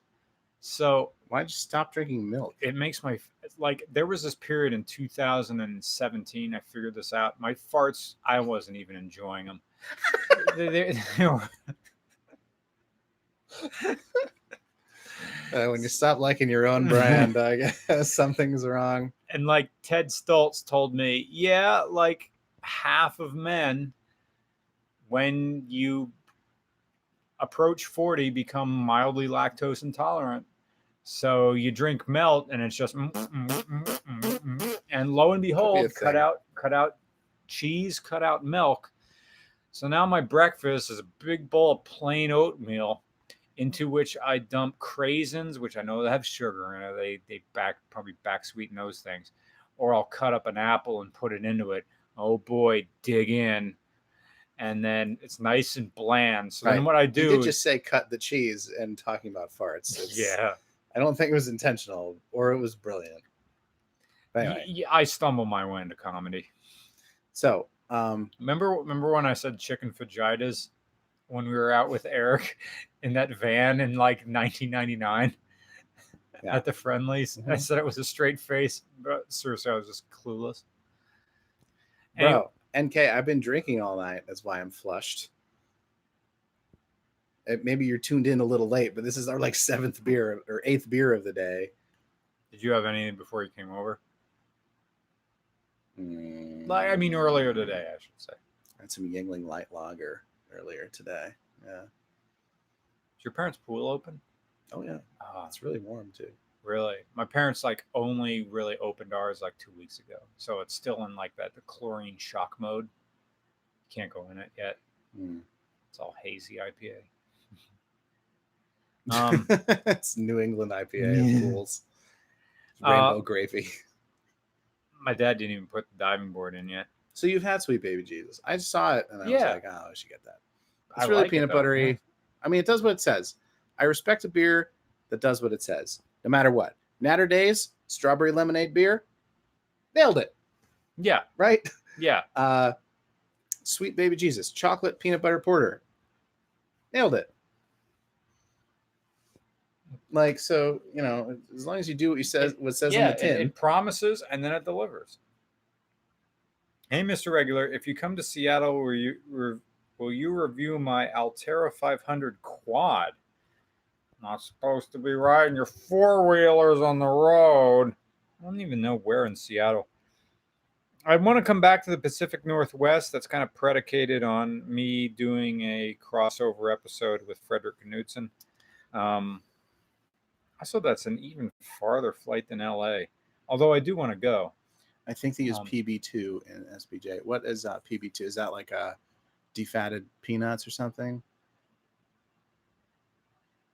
Or did that do what it's supposed to do? Yeah. You want to defat it, right? Because you can't just put peanut butter in something. It's full of oil. So you want defatted peanuts. Yeah. Yeah, of course. What do they mean when they're making... Fuck you, dude. What did he say? I don't know if you'll believe this, but this is not the first time I've been asked to do the truffle shuffle. Yeah. Man, I really cranked this. So that was the last beer. I don't have any other surprise beers. Sometimes Yeah, you pulled the old Rasputin on me one time. Barrel-aged old Rasputin. Which I do enjoy, but we drank like 10 beers that one night. Yeah, that was a good night. Barrel-aged old Rasputin. We were done. Done. And then I got that one out. Toad Bear says, "What about that Rogue Sriracha thing? Like people are putting sriracha in beer?" Rogue Sriracha. Have I had that? I've had a lot of pepper beers, and I had a really good one actually yesterday, but I can't comment on that one in particular. It's very easy to screw up a pepper beer, right? Because pepper just like overwhelms everything. Yeah, it really does, and it also will break.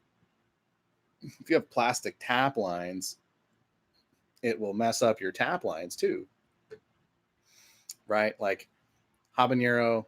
Ninja Please says habanero beer from Ballast Point. Yeah, habanero sculpin is a thing, but it's I was at a bar and they had habanero sculpin on, and then they put on a different beer, and I was like, "Why does this beer? Is this a habanero beer? Like, why does this taste like peppers?" And they were like, "No." I was like, "What was on before this?" And it was habanero sculpin. So like, only on tap now. Yeah. I mean, it's like I said.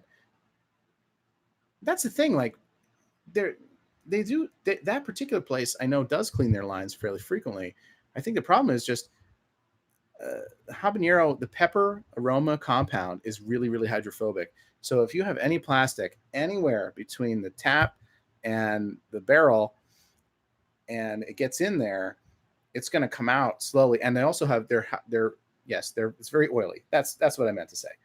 And also they have really low detection thresholds. So like only a little bit of it and you'll be able to detect it. You won't detect the spice per se, but you might smell it, like the smell of peppers, right? So it's basically what I'm saying is if you are a bartender and you have a pepper beer on a line, you should probably only ever have pepper beer on there. I gotcha. What a normal, maybe not, because it just gets so like in there. Would a normal line cleaning fix it? I don't know. Yeah, I don't know exactly all the chemistry behind that. I think they typically do use acid when they clean it, but I don't know. I have no idea how they clean tap lines. They usually flush detergent. Oh, okay. And then flush water. Okay. Any detergent like, yeah, but if it gets in the plastic though. Yeah. If you're lactose intolerant, can you drink a White Russian if there's enough liquor? I mean, I can use milk or cream, I guess. There's not as much lactose in cream. No. So that's why I still put cream in my coffee and I don't have a problem with it. But the liquor is not going to affect your lactose tolerance. Yeah, it's not going to like eat away at the milk. I got a sneeze again. Salud. Boiling water. Yeah, I don't know. But all I'm saying is I've many different times I've had beers that like rotated all, like there's this one brewery in Ithaca that had a raspberry jalapeno beer, and they would just put it on whatever ran out. They would just put the raspberry jalapeno on, and eventually all of their tap lines tasted like raspberry jalapeno. Oh boy. Right? Like Sean Ratmansky says, "Love the channel, guys. Picked up a 1980." This is a me question. Picked up a 1982 Honda Magna V45 3 months ago as a first bike. Have been working on it ever since. Almost done with it, and I'm very excited. You picked a very challenging motorcycle to start as your first bike. The Honda Magna V45 was an advanced engine for the 80s, and it was also packaged very tightly with carburetors that are not accessible in any way. I think you have to take the tank off to get it. In the same way, sorry, I'm slurring my speech. The 82 Honda Magna works a lot the same way as the Suzuki SV650. Because although the modern SV650s are fuel injected, the original ones were carbureted. They are the RMBK 1000 reactors of motorcycles, in that everything works fine as long as you stay on top of them, and when they don't, they tend to break. There was the satisfied sniff Did you watch any of the Chernobyl miniseries? No, not yet. I have HBO now, so I'm probably will. What's the appropriate amount of foam in a pint of lager?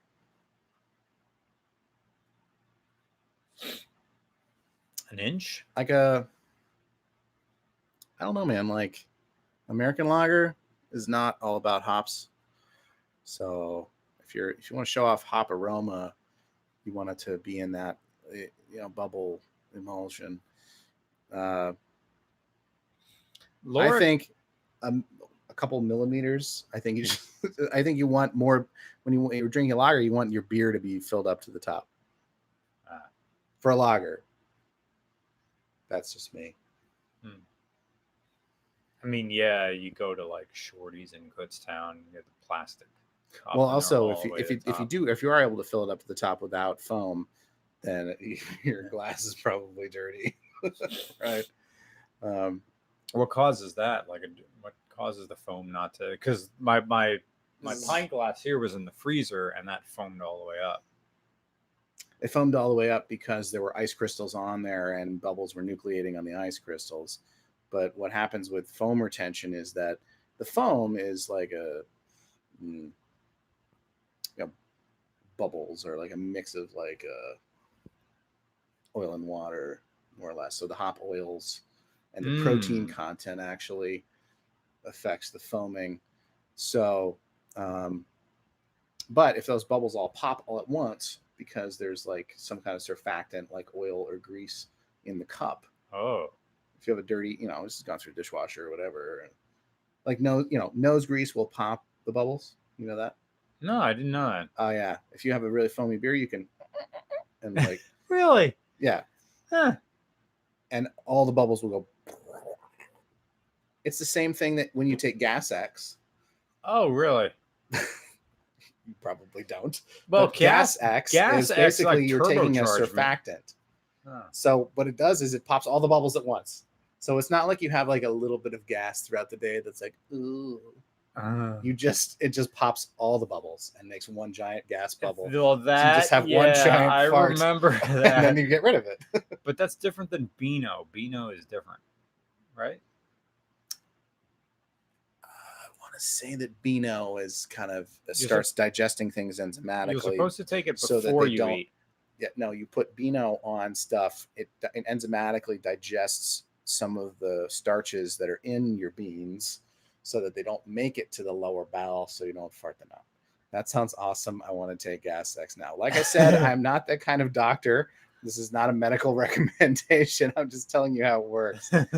But Gas X is basically a pill with surfactant in it, and its job is to pop bubbles. It's nose grease in a pill.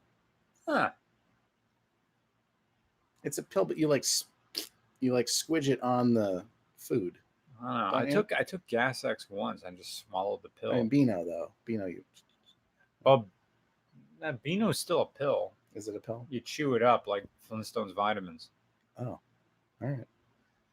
I take it before I go on planes. Ever tried Dragon's Milk? Yeah, Dragon's Milk's great. I have a couple of 2 or 3 Dragon's Milks in the cellar. I get the feeling Tom's good at chemistry in high school. If you ask Mr. Bursick, he'd probably tell you that he's probably pretty good at chemistry. Okay. You can use Beano to break. Like Matt Carlton coming in with the science. You can actually use Beano to help break down sugars in brewing and make them fermentable. Of course, that makes total sense. It must be an alpha amylase then, right? I don't know the. You working on the novel there?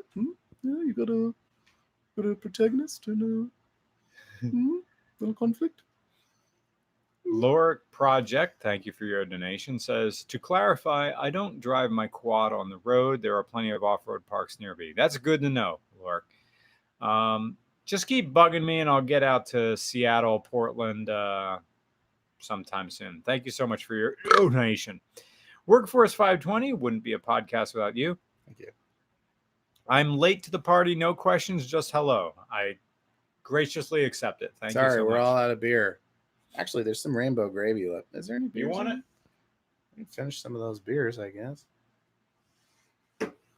Oh, there's a lot left in here. Oh, I dad clicked, and now all the text is big. Dad clicked. We got dad clicked. Thanks to us is now on our urban dictionary. I'm so sorry about that. Sorry. If you're wearing headphones, sorry.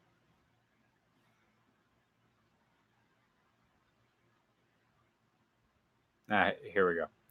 This is the part where we just ramble. So yeah, if you're mad about it, I'm getting to the super chat questions. I just got to pee again. I think I might have skipped one. Workforce 520, $4.99. Thank you so much. Thoughts of 2 questions: one car, one not car. Are you a watch guy? No, I'm not a watch guy. Thoughts? I have a Seiko 5 that Journey Wind Junk on Instagram gave me because he said I shouldn't be wearing a Timex Weekender because that is a full-on dad watch. So he gave me a Seiko 5 Perpetual. So that's what I wear now. And I like my Seiko 5. But then a Seiko 5 is also like the official automotive journalist watch. Seiko 5 is to watches what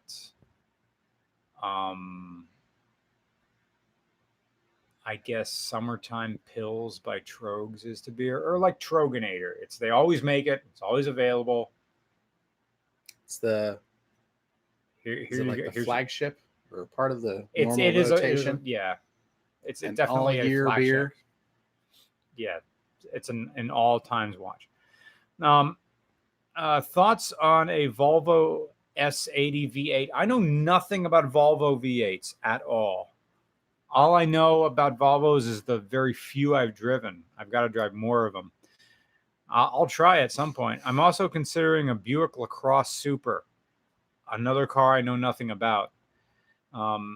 You'd really have to go message Justin Kramer from the YouTube channel Fuel Injection Sucks. He's the GM guy and could answer that. Thank you so much for your donation, though. Steven Romansky says, any plans for a meetup in East PA soon? Yes, we're doing an RCR car meet at the end of this month. It's probably going to be July 28th. That's a Sunday at the Schuylkill Racket and Fitness Center, but I have to double check with Renee to make sure that we can do it that day. She hasn't gotten back to me yet. I'll probably just call her. Control Option Command 8 on the MacBook. The MacBook text is fine. He's reading the text from this janky tablet. Yeah, it's an Amazon. It's an Amazon Fire. It's a Fire. It's the cheapest tablet you can get. This is all it does is read comments. Makes Heady Topper Imperial Grisette. Our last regular beer reviews had a Grisette. Last summer one had a Grisette. I like a Grisette. I like the one from Sly Fox. Down in Philly. 0251 says, damn it, I'm hosting a Christmas in July party that day. What is on earth? Christmas in July? I didn't know that was a thing. Amazon, throw it in the fire. Yeah. Cast it into the fire. It's a $60 tablet, and boy, does it show. Alexa's listening to everything, sending me ads. My wife's thing. Nope. Says yes, we would Toad love Bear, yes, sure. There's no BJCP description for the Grisette, and it pains me. It's a light Saison, right? It's a... Nope, doesn't have a question. Just says, would love a meetup here in Northern Virginia. Grisette was for miners, and Saison was for harvesters. We talked about this last time. I dare you to drink my homebrew. I'm a BJCP judge. I've drank a lot of homebrews, so you don't scare me. Paul Bell. Loric Project. Question for Tom. Have you tried any Elysian brewery beers? And so how was it? I don't drink yet, so just wondering. Yeah. I don't drink yet? Like he's 20? Shouldn't have to explain why you don't drink. It's a thing. Some people don't drink. Sorry. But yet implies that maybe he is. Space Dust is okay. Dayglow, I don't mind Dayglow either. My boy Justin has some Dayglow on as his house beer. But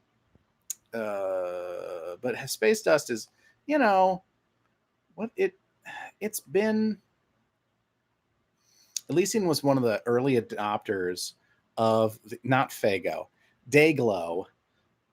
Elysian was one of those early breweries that got peeing again, where Anheuser-Busch basically said, "Oh, well, you're a craft brewery. We're here to help, and so we're going to take over your distro." And then it became basically, the craft brew wing of AB. But I don't know. Space Dust is fine. Elysian, there's like a Fox one too that I think I like, but I can't remember what it's called right now. Fox in Socks. No. Can you hear him singing? He's singing while he's peeing.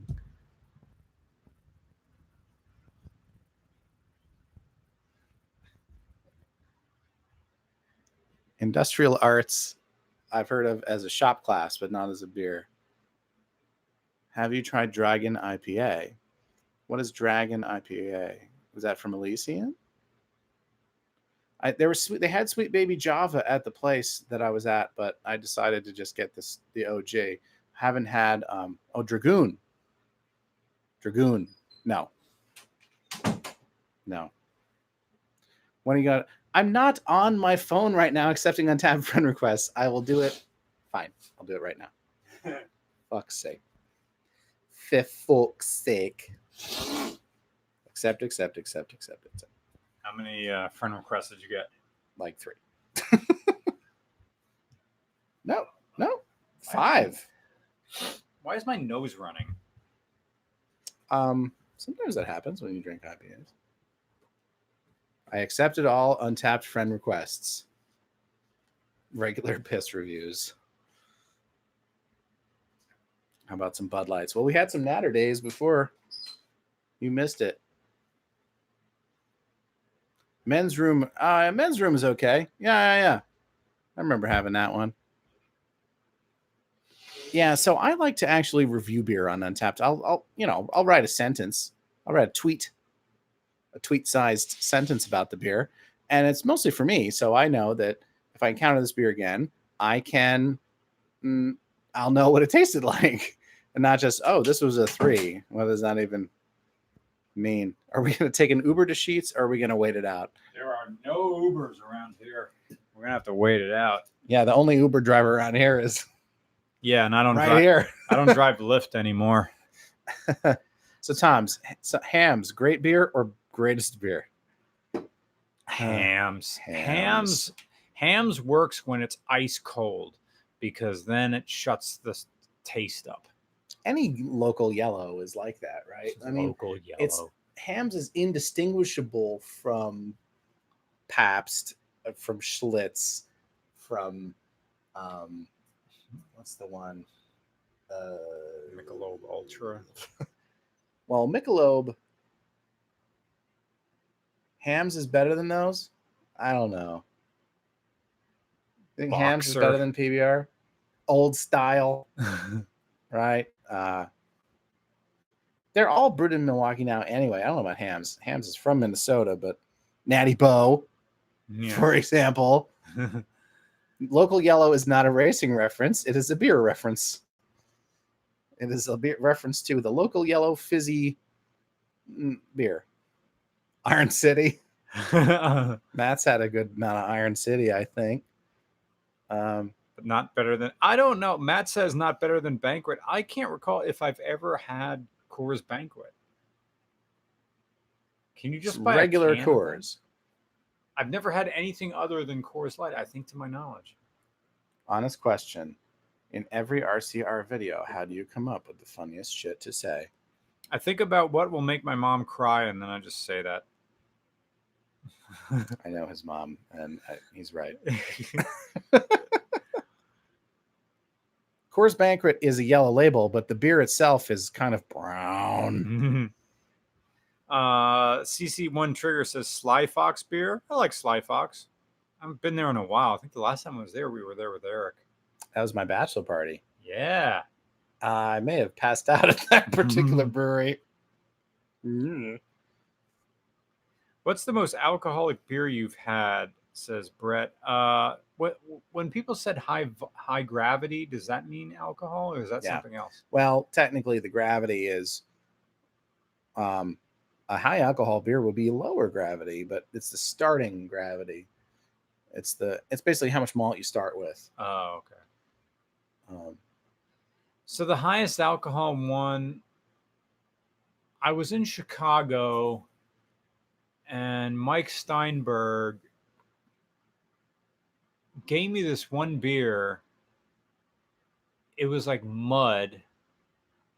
It was black. It was almost a cordial, but still a beer. I don't know what called. Gosh, Mike would know because he says like, "Yo, this is the beer you got to have if you're in Chicago." Jesse Pinkman. He's got this really good. Mr. White. I've had Utopias at GABF. Actually, Jim Cook poured me a sample of it. The Beast is, Avery's The Beast is 16-ish. Rumpkin, Avery's beers kind of go from 16 to 18 in that area. Utopias is in 20s at least. But there are, of course, things like Snake Venom and The End of History, and what's the one they put in the goddamn squirrels? Was it End of History? I was in Copenhagen, and they put in the squirrels. Allow me to explain. Not you.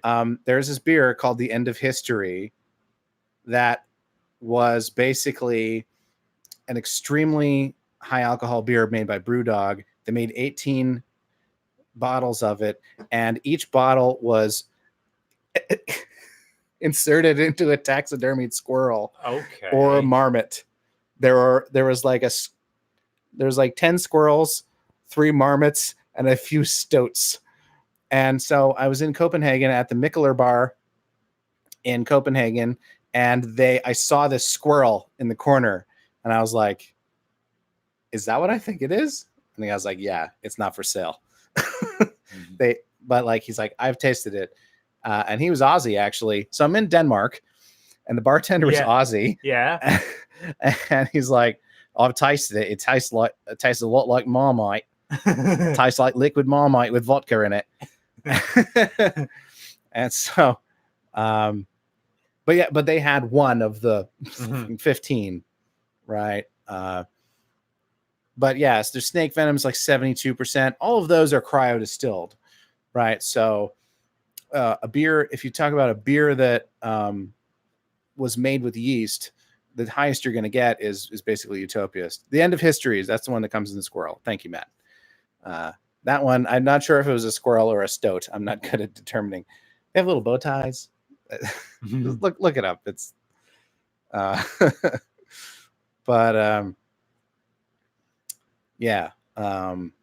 Hey Matt, do you remember that one time we went to the Phillies game with my uncle Jim, and we were drinking the Beast in the parking lot out of the back of his Lincoln Town car before he went into the not Lincoln Financial Field. What's the baseball field in Philly? I forget. Philly? The Phillies game? Yeah, we went to a Phillies game. But this was like an Citizens Bank Park. Citizens Bank. Yeah. So when you're talking about the Beast, it was like I was thinking of the different Beast. It was the Vet. Matt says that was at the Vet. No, because Patrick Tomey, that was like one of his last games. Jim Tomey. What did I say? Patrick? Sorry. Jim Tomey.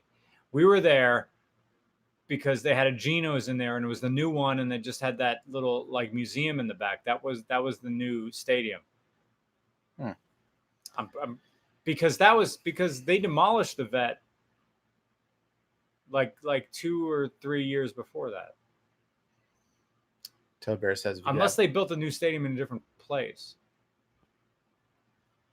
Only one beer for the rest of your life. Trogues Perpetual IPA. That was fast. Yeah. Wow.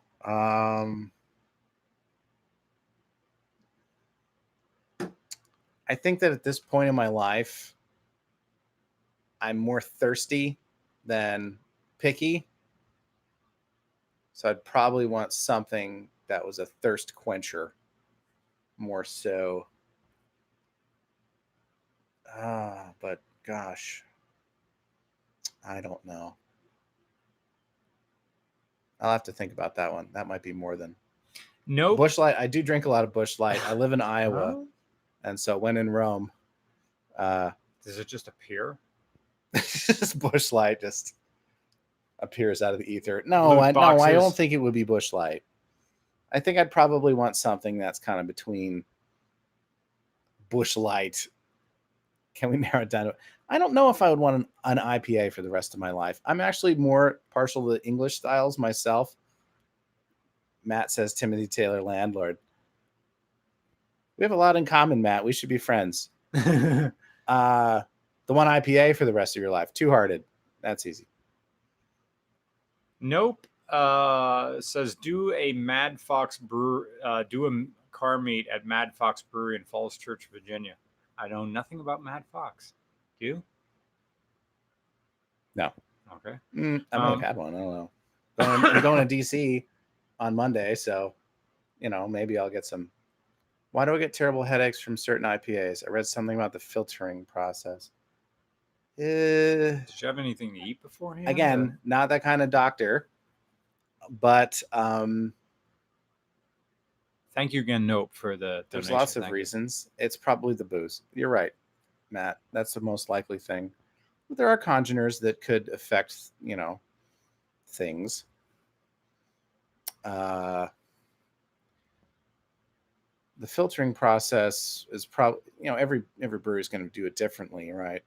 Some are going to use isinglass, and some will use Irish moss, and some will Irish moss is more of a homebrew thing, I think. But there's different things you can use to find and filter the beer.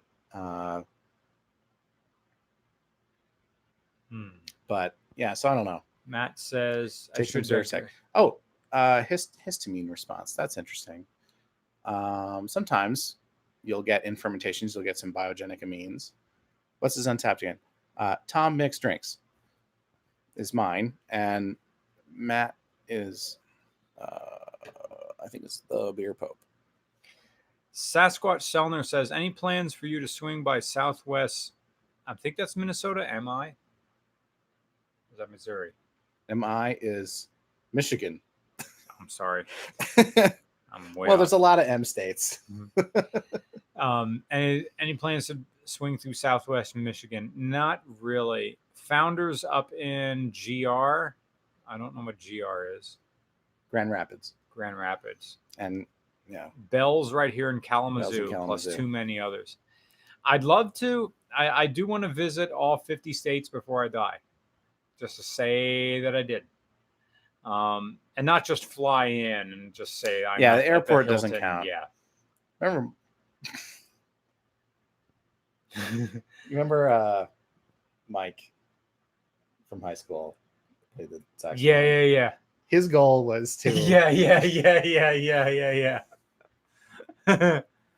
Dude, I was with him in that goal. Now pretty much we were neck and neck.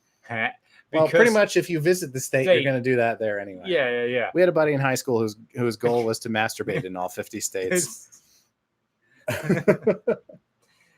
And I would say that if you do it at the airport, then it counts for that. Yeah. Never did it in an airport, but I did it in the airplane. 747-400 International. For fuck's sake. Dude. In an airplane? In the bathroom. It's a very small bathroom. I stood up too. I was standing. That was on the way back from. It's in one of the RCR videos that I legitimately jerked off in the bathroom of the 747-400 somewhere over the Atlantic. Somewhere over the North Atlantic. No, people do weirder stuff. I'm pretty sure the guy from Chicago next to me hooked up with the girl from like Cape Town. Does that count as being in the Mile High Club? If you just do it by yourself, no, you got to bang. No. You have to bang. Rubbing one out, just I don't think there's not even a ribbon for that. Jason Christoph, thank you for your donation. Can you explain why I get terrible headaches for IPAs? We answered that one. Yeah, we talked about that one. I don't know. As Matt said, it's probably the alcohol because most IPAs are 7-ish% and more. So, there's no stroke space. I beg to differ about that. Sasquatch Selner, $2. Thank you so much, sir. Kazoo, also Gilmore, I guess in Kalamazoo is what Kazoo means. Also, Gilmore Car Museum is a private collection. I'm all about these private collections as long as the owner is cool. Because sometimes it's just wanga danga danga danga danga danga danga danga. We got all the Corvettes and one Hemi Cuda. I think I'm all caught up here. Toadberry, you mean Alpha King? You said Lizard King. Participant ribbon. Yeah, that's the Mile High Club participation trophy. Honorable mention. Oh, I don't know if I've ever had Lizard King. I was talking about. Well, have I? Or did you just look that up on my Untapped and I actually have had it? Oh, it's midnight already. That's in your Untapped. Oh, good. Well, when did I start doing the voice? Says Nate H. The voice is an amalgamation of a guy I knew in college, Justin, and Tom knows who this guy is. Oh. How much? What was the amount? What was the amount of change? Oh shit! My name is Justin. Christopher Baumgartner paid me $8 in mixed change if I shit myself right now. $8. The guy is incredible. He's a father now. We all grow up, just like the end of Clockwork Orange. Everybody grows up. Yeah, that door doesn't really close really well. None of the doors in this apartment really close really well because this building was built in like 1890 or something like that. So everything's settled really weird. Ooh, so I'm taking a break from RCR in 1 week, coming up at the end of this month, 1 week before the RCR car meet, which will hopefully be July 28th at the Schuylkill Racket and Fitness Center here in Orgsburg, Pennsylvania. But I'll have a post about that. I just have to get the go ahead from the owner. And excuse me. I'll be taking a week off and doing some traveling. Possible destinations are going to visit Tom in Ames, Iowa, and I'll hang out with some folks there. Another location, maybe Bloomington, Indiana, to go visit my friend Foster. That could be a destination. I think Tom is whistling in the bathroom. No, wait, he's playing my keyboard. Yes, I have a keyboard in the bathroom. And because I'm recording an album called Songs I Wrote While I Pooped, and it's exactly what you think it is. It'll be going up on Bandcamp. It'll probably be one. I've recorded half of it, which means I've recorded 50 songs in the bathroom. And I have to record 50 more. It will be 100 songs about pooping for $1. That's a penny a song. That's why the Casio keyboard is. Well, yeah, that's why the Casio keyboard is in the bathroom as well as the handy recorder.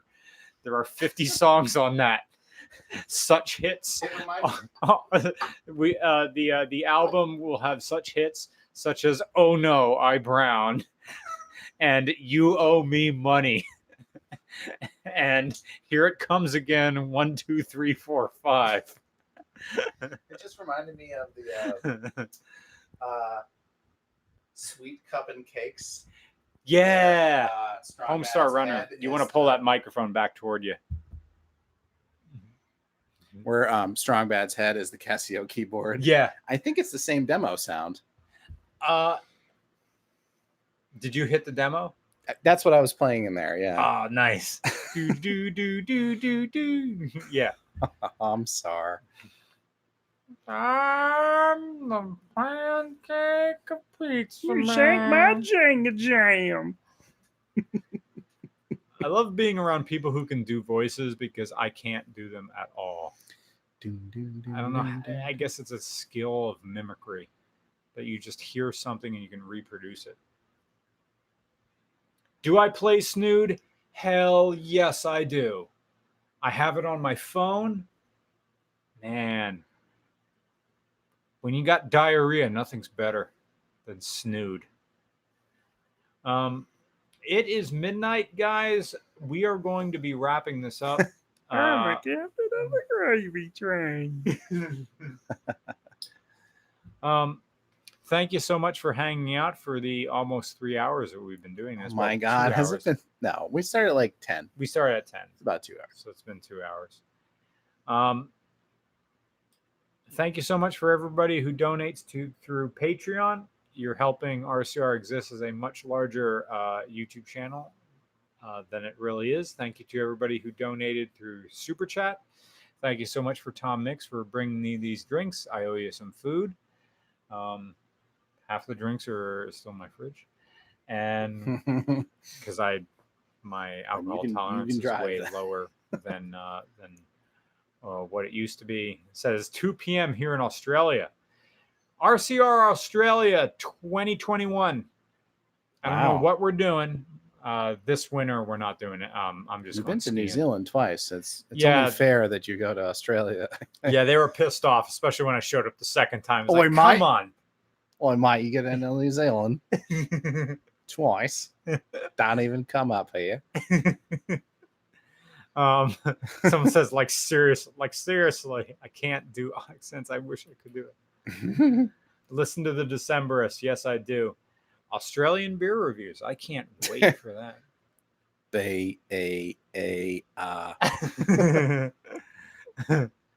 Tired Hands. Tired Hands. Someone gave a shout out to Tired Hands earlier. I can't remember if I've had one. I could look it up on my Untappd. Is that an Australian beer?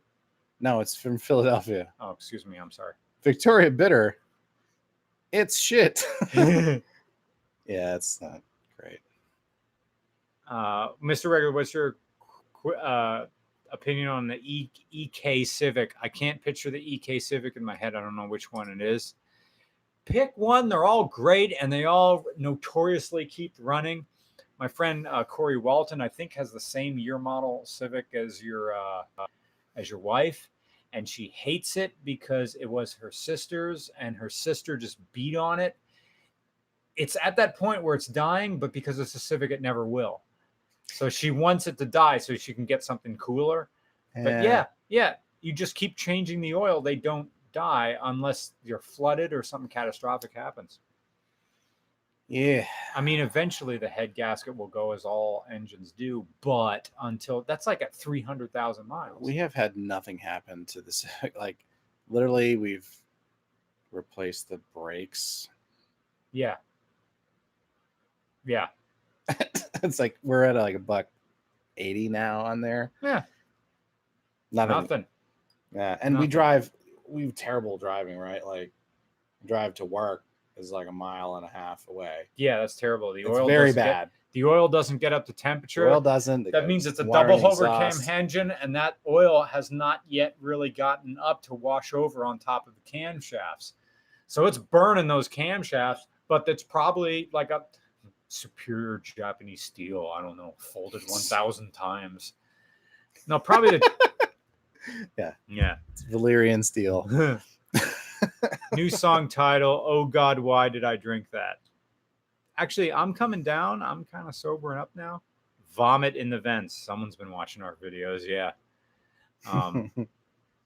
That was, I think, the EF series hat. That milk. Someone just said Shippensburg. Shippensburg. My brother went to Shippensburg. Ship happens. I did. Where are you from? We're both from here. Right here. Yeah. We went to middle school right over there. Right over there. We went to high school right over there. So anyway, steaming pile of shit. So Pittsburgh sucks. No, it doesn't. Anyway, burps in Pennsylvania. You know, Closing thoughts. Kind of fun. Closing thoughts, Tom.